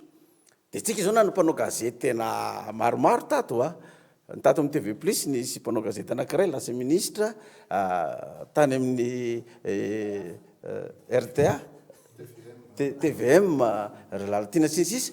tena mpanohatra fanjakana iringiriny fa rehefa natao ministra nangina tsy afaka miteny tsony de hitanao hoe le président koa zany raha mbola tsy tonga amin'ny toerany koa le mpitaritolika eo tao président de afaka miteny foana hoe zay etaetanareo ary vahoaka ataotsika zany rehefa tonga ao izy mahita ny aty vilaniny ty tsy azo tanterahana le gona mialatsiny am'le mpiteny azafady dokotera fa ohatrany filohan'ny mpanao politika miteny eto fa tsy pasteur akory fa sody ozy izy nareo zao ko izy pasteur teny hoe way le gona président parti politique zany ao izy vao mahita hoe ve tsy za président tika tsy manana fahefana akory ny za mba tsy ilazako hoe ny fifidianana nisy atsika teto hatram'izay zay président tafapetraka zany de ny zavatra hitako tsisy lanim-bahoaka fa rehefa vita melo daholo légitime mihitsy ny iahan'ny pasteur ka ianao moa zany miteny par expérience hoe ny karazana concertation nationale rehetra zay hitanao de efa prémédité daholo ny résolution fa ny anahy ny anamafisako an'izay zay de ny alohan'izy ty miematra foana tsy fantatra hoe oviny ty ka rehefa isy le izy aiko hoe tena zay scénario efa nisy teto foana zay io mbola hoaverina eto de zay moa sy tomakilaky loso tao amin'ny kafimo atao zalahy mila évoluer na position antsika ty fikaonandoam-pirenena ty ohatra ny ematra tsy ho hita mihitsy so tokony tonga de takitsika hoe toa de ravanaka angany république efa efatra fa tsy miandra an'io tsony mba andehanatsika any am'le lalana fahafahan'ny Madagasikara fa tsika ao anaty contradiction tanteraka zao seninge mietsiketsika manomana fifidianana am'izao nefa fikaonandoam-pirenena mbola tsy vita fikaonandoam-pirenena tsy vita ny sadaiky mandondona nitolo ny 25 septembre ty ohatra ny levina velona tena hoe ao anatin'ny certitude lalana izy rehefa Madagasikara amin'izao zay nahatonga ny atao amin'ny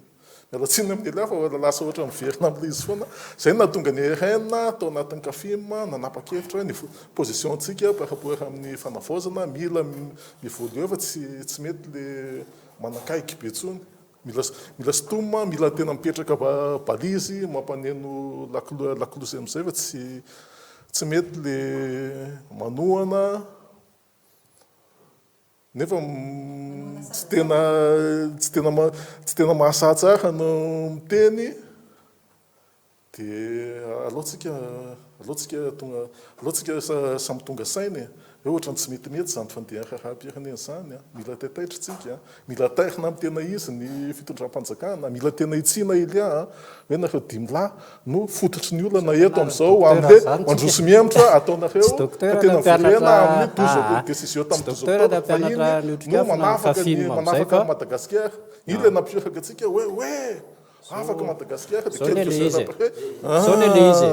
verina voakeza ihany kay misy aloha dokotera dia zao raha resaka amin'ny CAFIM hatramin'izay zany zay mpanona ny fitondrana ka mikritika anazy amin'ny toerana tsy mety eo tonga dia asorona fa ny CAFIM zany hatramin'izao mampiavaka nyity fitondrana fanavaozana ty samanohatra izy tsy mety ataony eo fa tsy mbola nasorony fitondrana fanavaozana izy ny olana nge pasteur hitan'ny pasteur ny olana tsy te hiaiky fotsiny docteur Ravelson Yasina hoe manao an'izay ny CAFIM zay le minimum na sincérité resahako ao anatin'le izy manao tsika CAFIM efa tsy CAFIM ianao zao fa mbola misy ARN sasany eo zay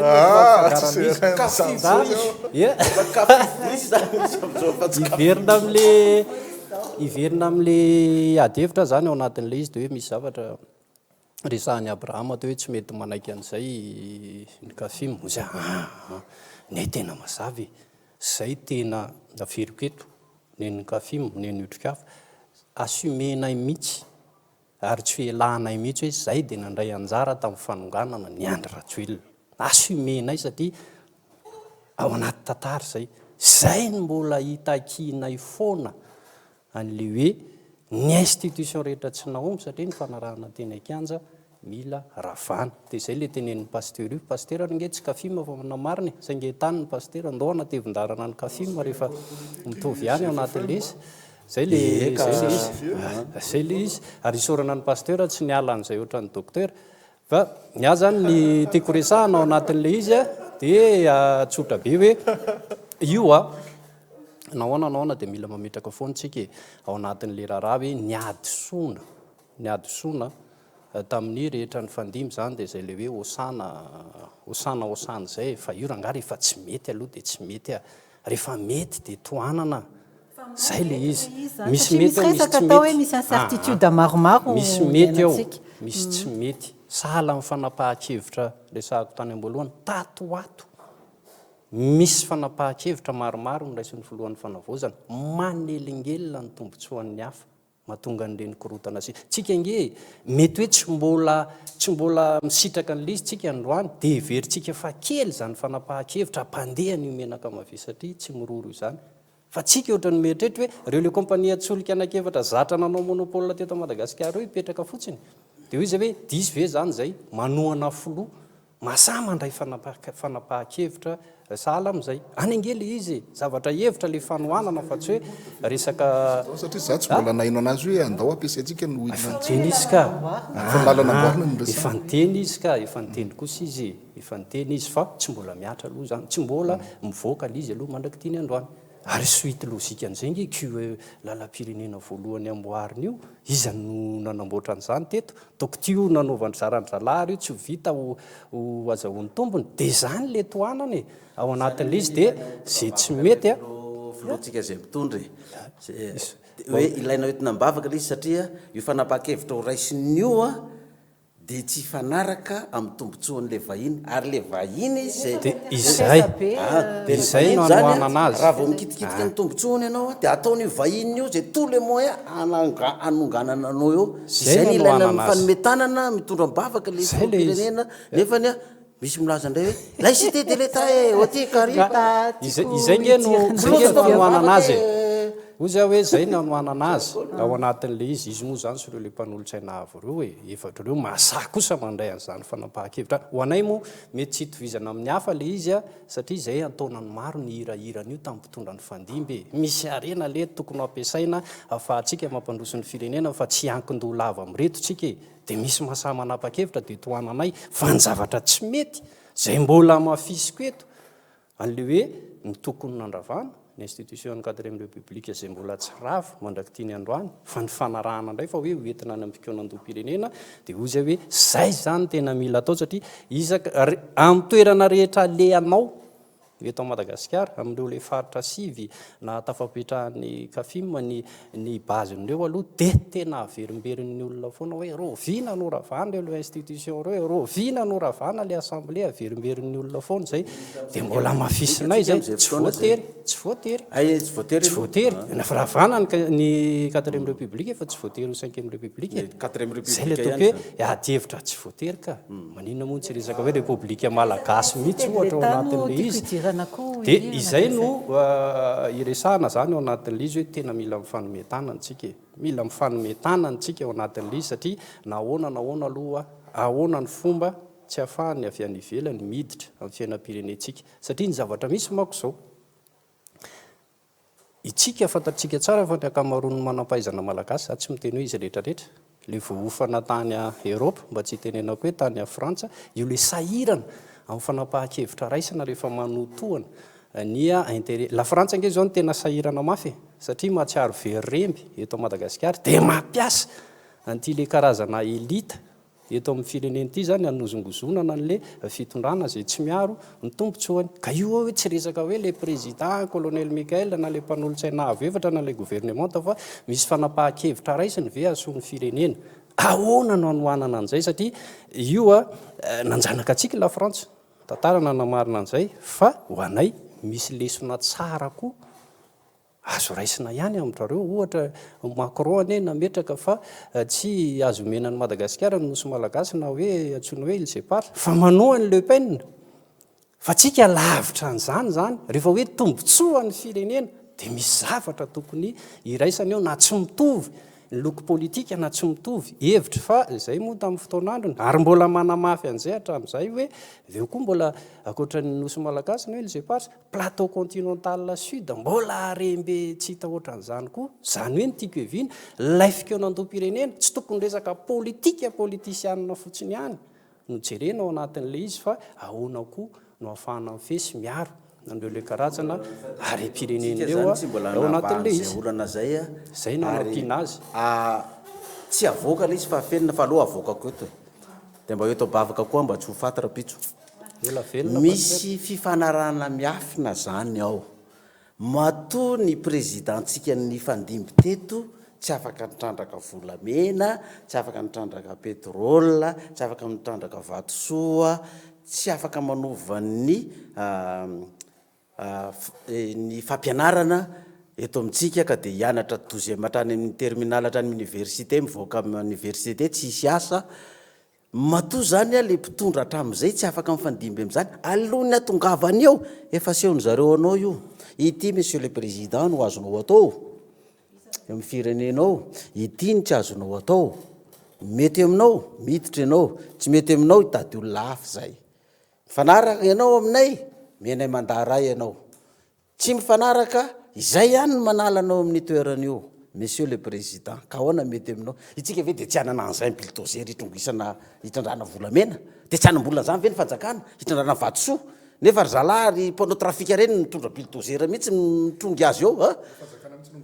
tsy fanjakana no mitrandraka zany hatramin'izay fa maninona le fanjakana tsy afaka mitrandraka an'izany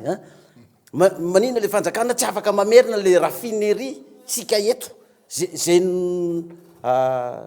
nahity tamin'ny andro ny fitondrana ravalomanana maninona tsika tsy manana banky mihitsy dia ny mpitondra atsika hatramin'izay ve dia tsy mahatsary tena hoe banky vazaha daholo ny mitondra eto ka ahoana tsika tsy mety manana banky fa tsy tena misy fandaharana manko le izy aloha le izy zany raha sa manapaka ny teninao dia tsy tiako le avelako nefa lasa tanko lasanao tsy maninona fa ny tiako tenenina fotsiny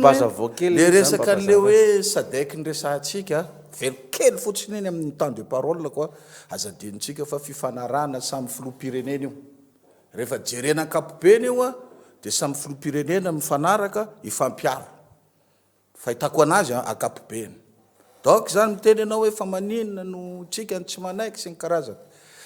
dia atambatrako amin'le resako tamin'ny voalohany teo hoe manana libre arbitre ny colonel Mikael oa satria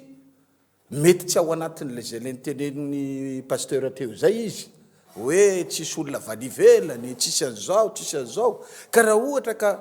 ozy aho hoe raha ohatra izy ka tena zay tokoa dia chance ao atsika malagasy zany zao a misy filoha-pirenena na dia ataontsika hoe par intérim izy eo fa tsy mifamatotra amin'izan'iza intérim mbola mamaty voafato dia andraso aloha attention mon ami anjarany iny satria lalam-panorenana moa eo ihany fa ny tena tiako tenenina hoe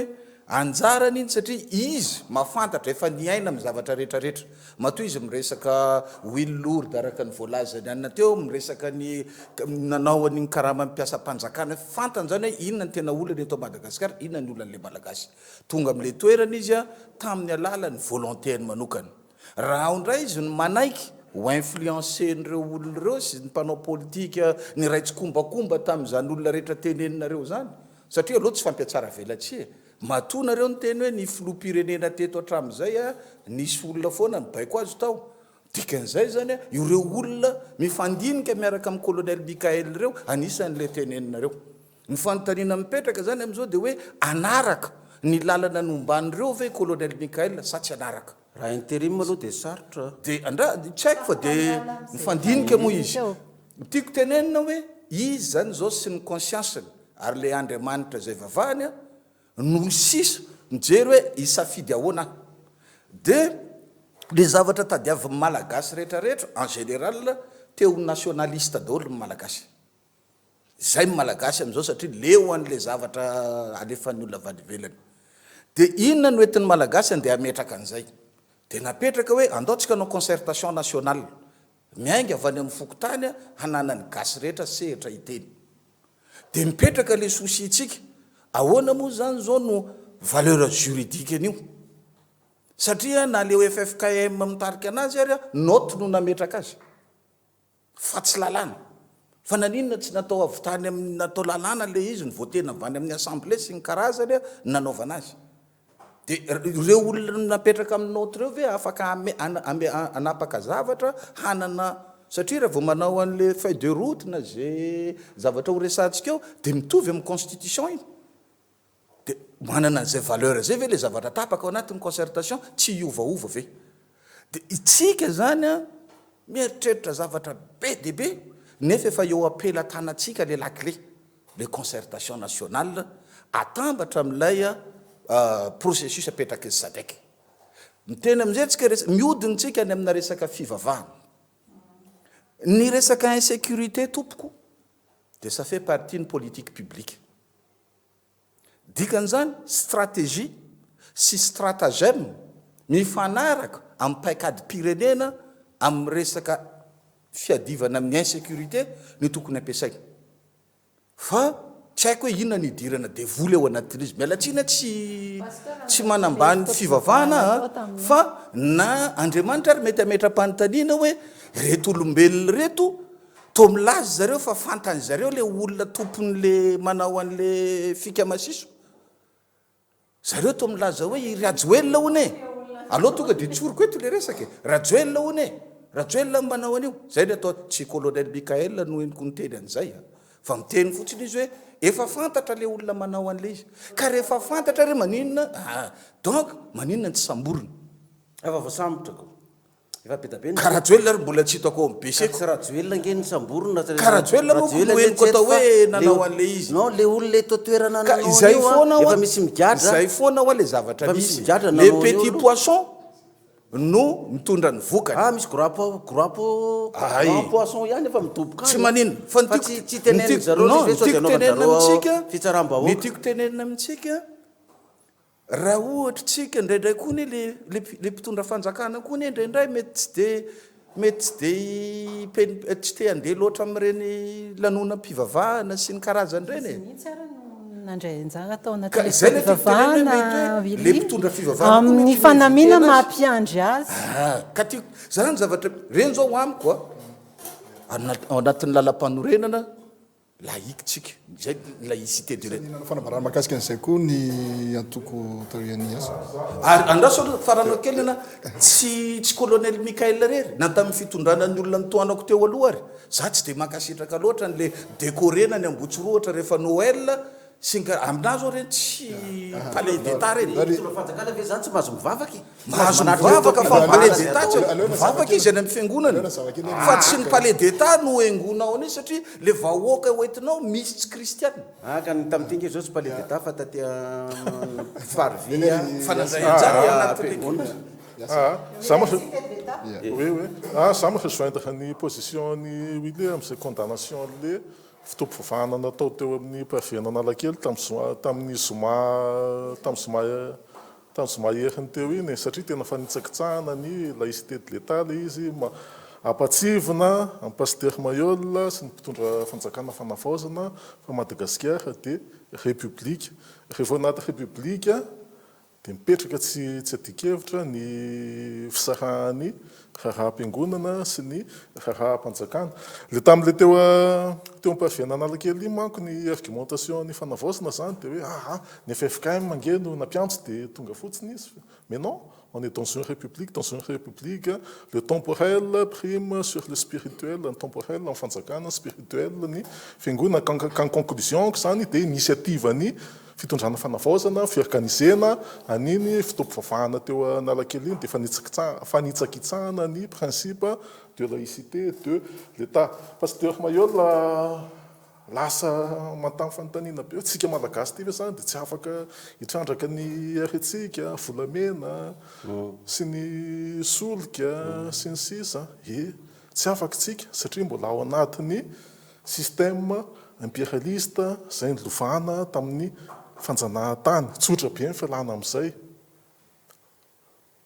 to dia rehefa ny 4e république mandeha transition tsika afaka tsy hanotsika ny SADC sy ny UA amin'izay ohatran'ny zavatra misy any Afrika andrefana amin'izao hoe Burkina Faso mba jereo ny ataon'ny capitaine Ibrahim Traoré any ny frantsay miala fa tena tompon'ny tany ny Burkina be amin'izao afaka ataotsika zany tsisy atahorana zany tompoko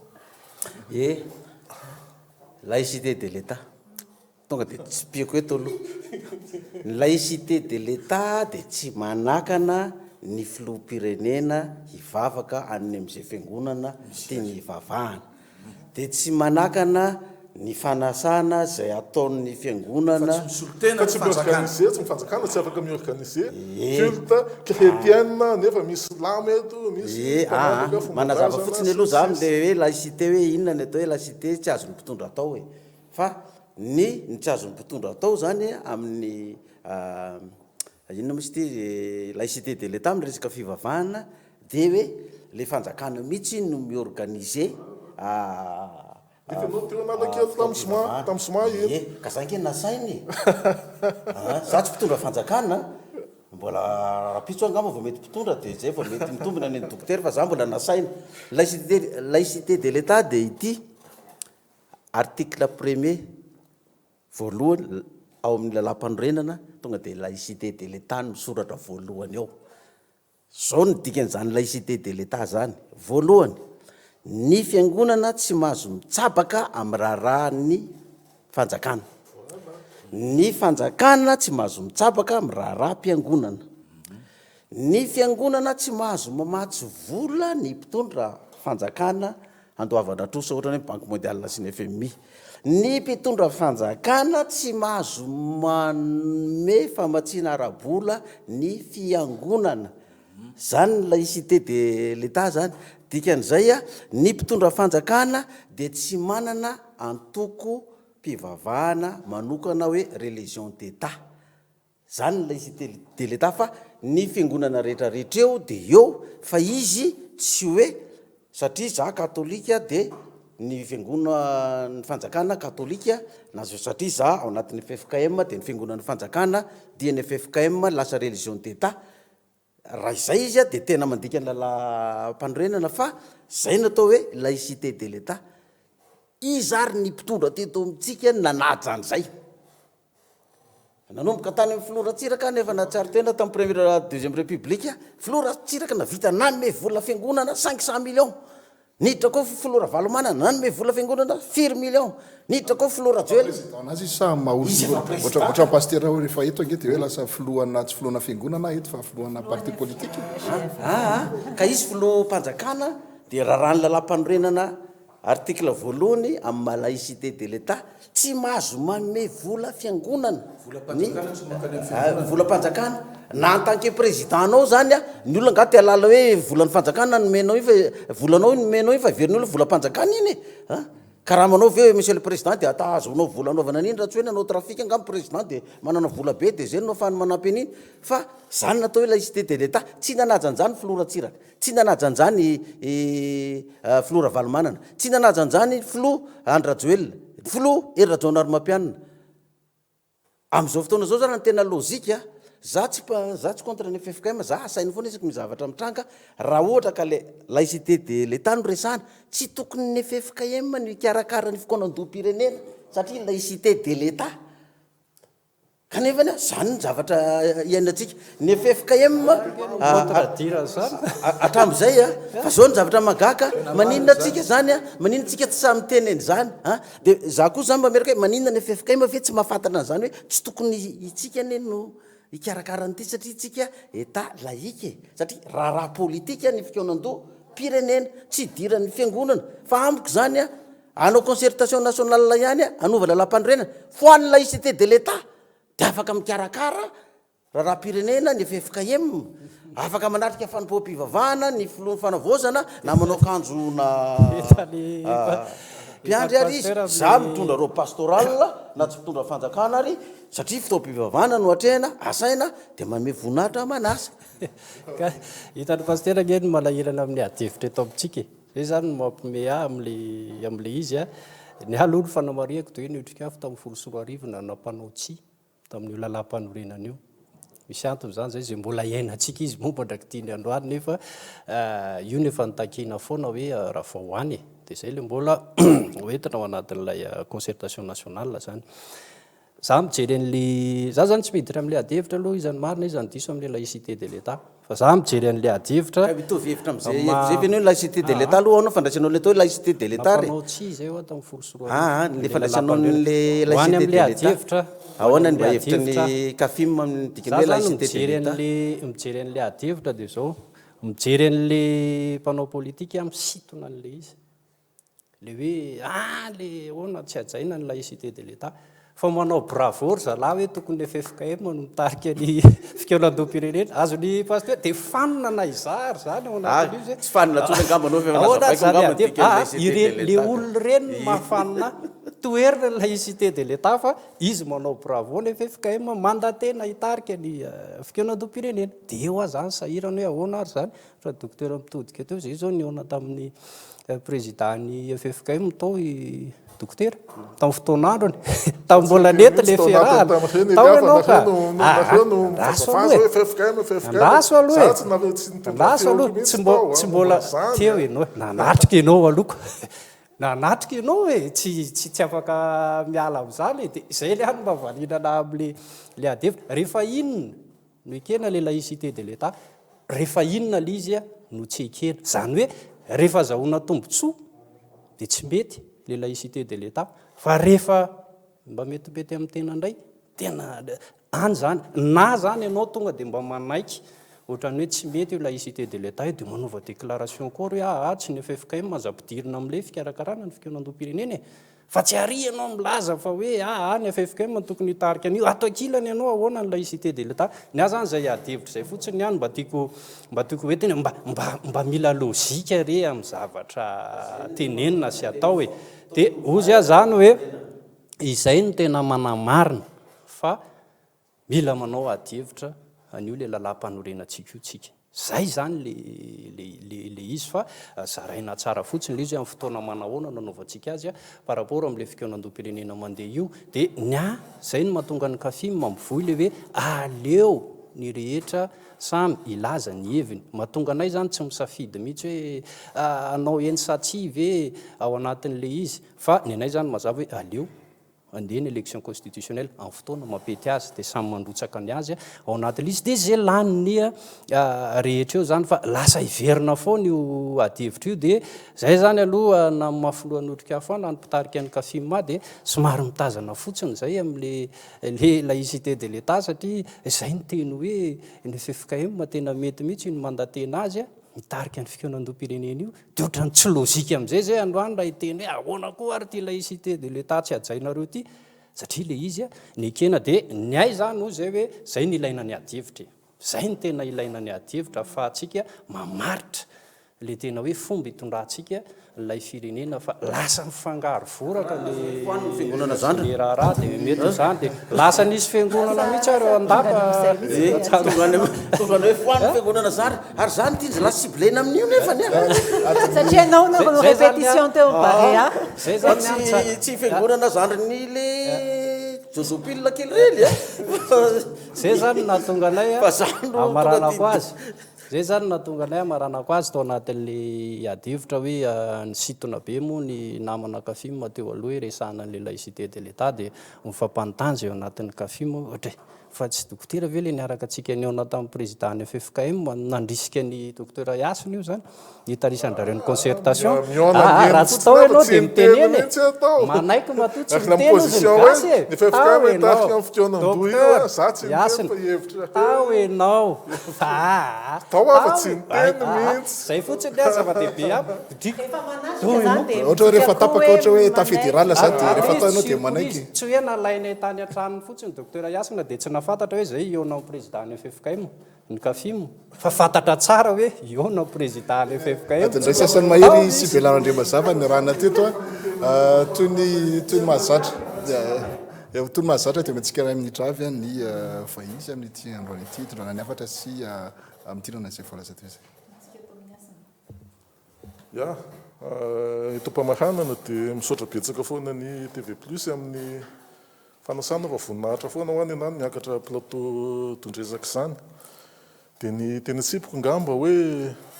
nisy etsy-bahoaka teto Madagasikara tamin'ny septembre 2025 nefa kehitriny ny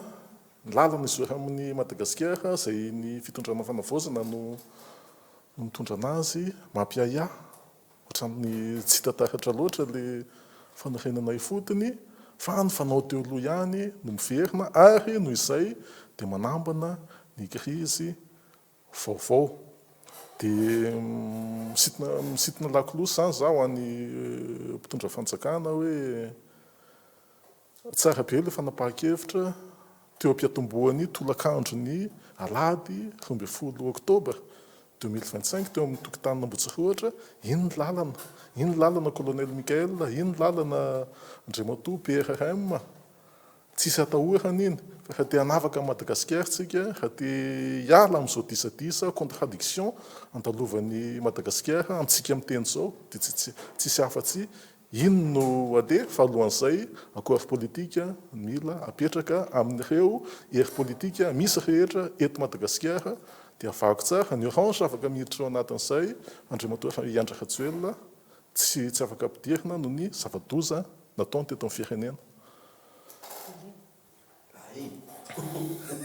Ny anazy zavatra anankiroa ihany za zany amin'ny voalohany tena mba mitodika amin'ny colonel Mikael PRRM mbola manamafy foana hoe manana libre arbitre izy aingany ka tsy anaiky izy ataony olona fitaovana ameloma maso ny antoko na fitaovana hampisy ny fisaraham-bazana eto amin'ny firenena fa tena mba tena sa isokatra ary iaino ny malagasy rehetra ao anatin'ilay processus ivoahana amin'ny crise amin'ny alalan'ny concertation nationale sy ny recommandation de SADC zavatra rehetrarehetra tsy vitany fifampiresahana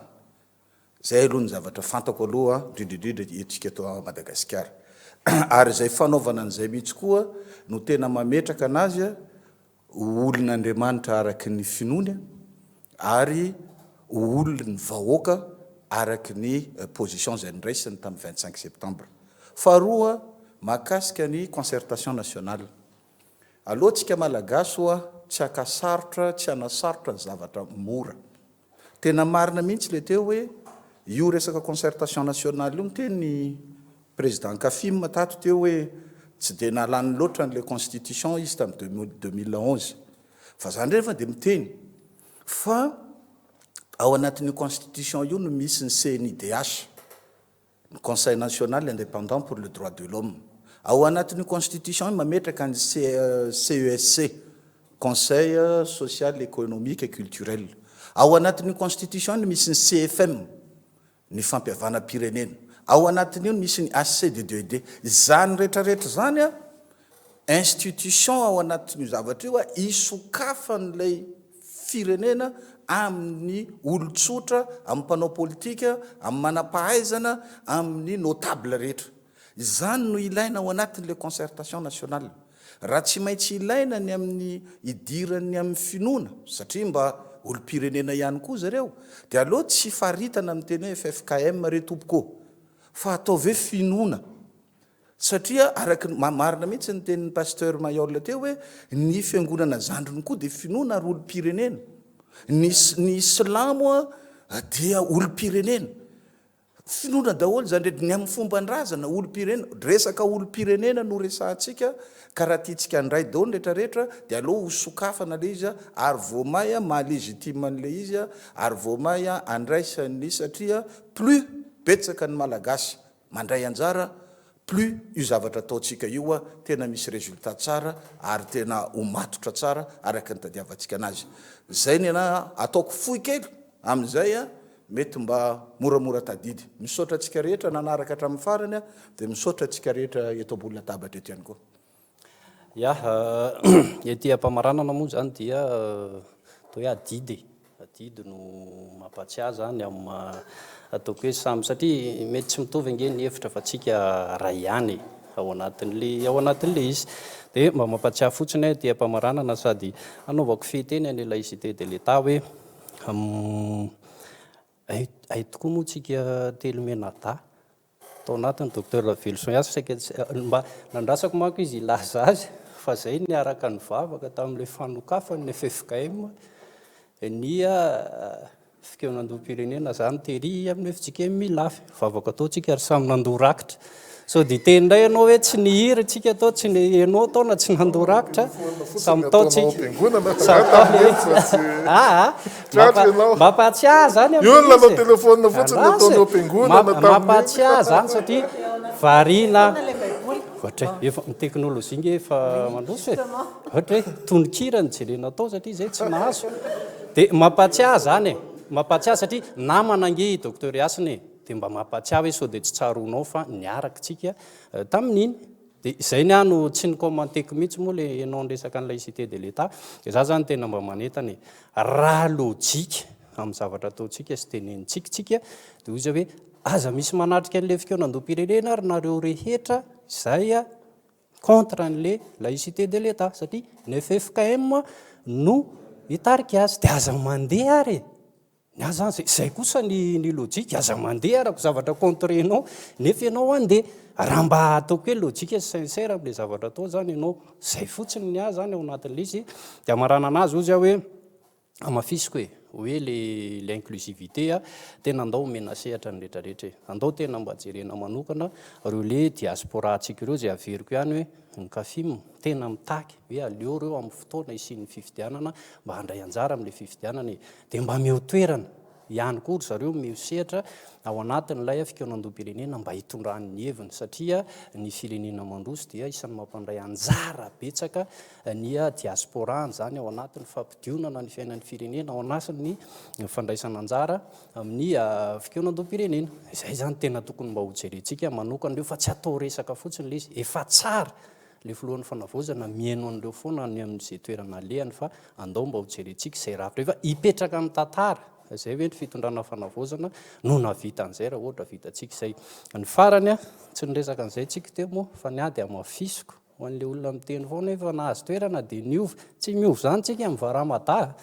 na tsy nyresahana teto ary le izy tsy hisy anaiky an'io noviany zany zay le na eo ary ny pression mafy ataonia fitondrana amerikana satria am'izao amaranako azy lasa misy fepetra zao raisiny zareo noho ny tsy fanekentsika n'le varamada dia ny hoe efa lasa ho any Afrika Atsimo indray tsika rehefa kelikely rehefa ka visa ho any États-Unis zany ny pression ataon'ny amerikana rehefa tsy manaiky ny zavatra ataony ianao dioza hoe io a tombontsoatsika no tokony ho jerentsika tokony andinika koa zany rareo hoe raha avy any États-Unis izy ho aty Madagasikara tokony alefa any Canada sa tokony alefa aiza noa aka visa fa mila jerena zany lafiny rehetrarehetra zany makasitraka trano tamin'ny fanasana dia nampanolo-tsaina ary tsika hoavy foana rehefa manasina reo laïcité de l'état moa zany asiana famitianana kely ihany le izy zavatra efa misy zany ny ainantsika amin'izao fotoana zao ny FFKM mikarakara ny fikaonan'ny doam-pirenena ka na contre ny laïcité de l'état anao na tsy contre zany a dia tsy any amin'le laïcité de l'état no olana zany amin'izao fotoana zao fa iny efa lalàna efa voadika foana hatramin'izay fa le hoe inona ny itambarana iraisana mba ahafana mampandrosan'le firenena ka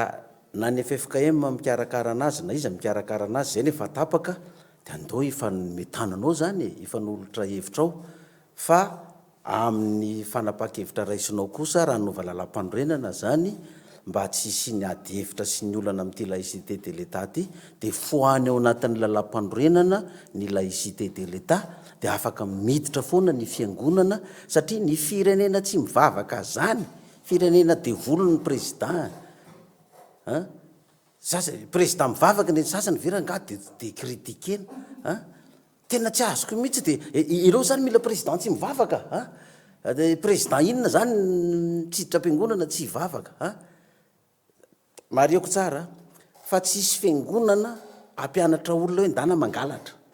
andana mijangajanga andana mamono olona andana manao kidnapin andana manao kolikoly andana manonga mpanjakana tsisy fiangonana manao an'izany zany tsy mba nidinako teny an-dalambe nanonga mpanjakana hatramin'izay dia nefa rany izy zay mpanonga anao tonga amin'ny fitondrana tsy manome toerana anay mihitsy satria tsy mba nitolona io bandy io izy ka zay nge le mpanao politika nge zany hoe mba misy toerana andehanany dia tsy mahazo mihitsy aiko zay tsy mpanongana zay koa zao amin'ity zay dia efa misy milaza hoe io nge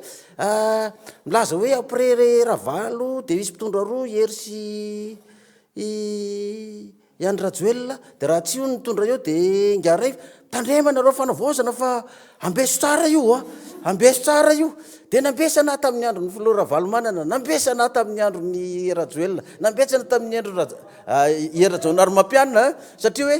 andimben'ny Ravalomanana misy mpitondra roa dia za ny ambesany rahalahy nefa zany ambesany tsy nanonga anazy akory ny rehefa avy eo dia ity fitondrana ity mivavaka dia inona ny kritikenao an'izany dia inona no andraisinao filazana hoe foaniny fiangonana tsy mbola nisy fiangonana ho averiko na mpianatra hoe dany ianao mijangajanga ndana mangalatra ndana mamono olona ndana zao nareo fiangonana no mampahatra n'ity firenena ty hoay le aza mba tsy le gonina ny teneniko taiza nisy fiangonana azo financement banque mondiale sy ny FMI sy ny rehetrarehetra ka hoe nomena ny fiangonana le izy dia nampandrosona ny firenena dia lany paster Maheula ny ampahafolony tamin'io dia izay no nampahatra n'le firenena izay eny raha mbola tsy lany kosa ny any ray minitra ny andralary tolo telo minitra ary ny azy tova tapitra ny famarana ny anarany ampahafolo no alaina araky ny soratra masina dia ny sivifolo-karena mijanona any am-pivavaka za lazaiko atsika raha ny mpitondra atsika teto hatramin'izay ka mba ny ampahafolon'io financement banque mondiale sy ny FMI io na ny arena naondrana tsokotsoko mba nohan'ny mpitondra teto hatramin'izay fa ny sivifolo-karena ny mena ny vahoaka efa ela atsika ny pays émergent Willy tsy nitolona n'izany tsony nareo tao amin'ny fitondrana efa ela tsika fa lany ny mpitondrana eny sivifolo-karena ny ampahafolony ihany ny mena ny vahoaka fa za aloha raha mpitondra fanjakana dia tsoroko eto na iza anaraka na iza tsaraka raha ohatra ka mba ho tonga ao ihany sivifolo-karena mena vahoaka fa raha inana itsika mpitondra dia ampahafolony ihany zay mihinana mihoatra ny ampahafolony any atsefa dia androso ny firenena raha mba ny mpitondra fanjakana mba sivifolo-karena mena ny vahoaka dia mba nampahafolo ka za mihny fa i président ny fanavaozana ty tsy hinana 70 kareny ty raha zao fa mindran'izao fa mety ny ampahafolo ny any mba hoanina raha inona nisy eny ary mamerinaitra ny fankasitrahana antsika vahiny tao anatin'izay ady-hevitra androany izay nafanafana fa dia izay mahatondresaka mitondresaka ary any an-tanana antsika rehetra andray anjara ao anatin'ny fandaharana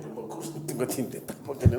mba aloha mba nao veloma e misaotra betsaka mifandraisana fanasana anay a indroa zay niverina tamin'ity taona ty samba hatramin'izay nisy ny tantara teto ambony tany mba niverina indroa anatin'ny taona iray a manao kokoa amin'ny madamako fa izy mijerana eo kokoa série a baibay ie tsisy aiza vida no mijery anao zany fa misy olona mijery anao eka fa kokoa daholo fa mba série kosa mba zalareto nga mba tsy manana madama dia tsamy manao kokoa ny madama isaorana nescafe zay manohana ny fandarantsika eo ihany koa ny mpampiakanjo ny tenako Kate Mirène dia manometoanao antsika ho amin'ny manaraka indray film tompoko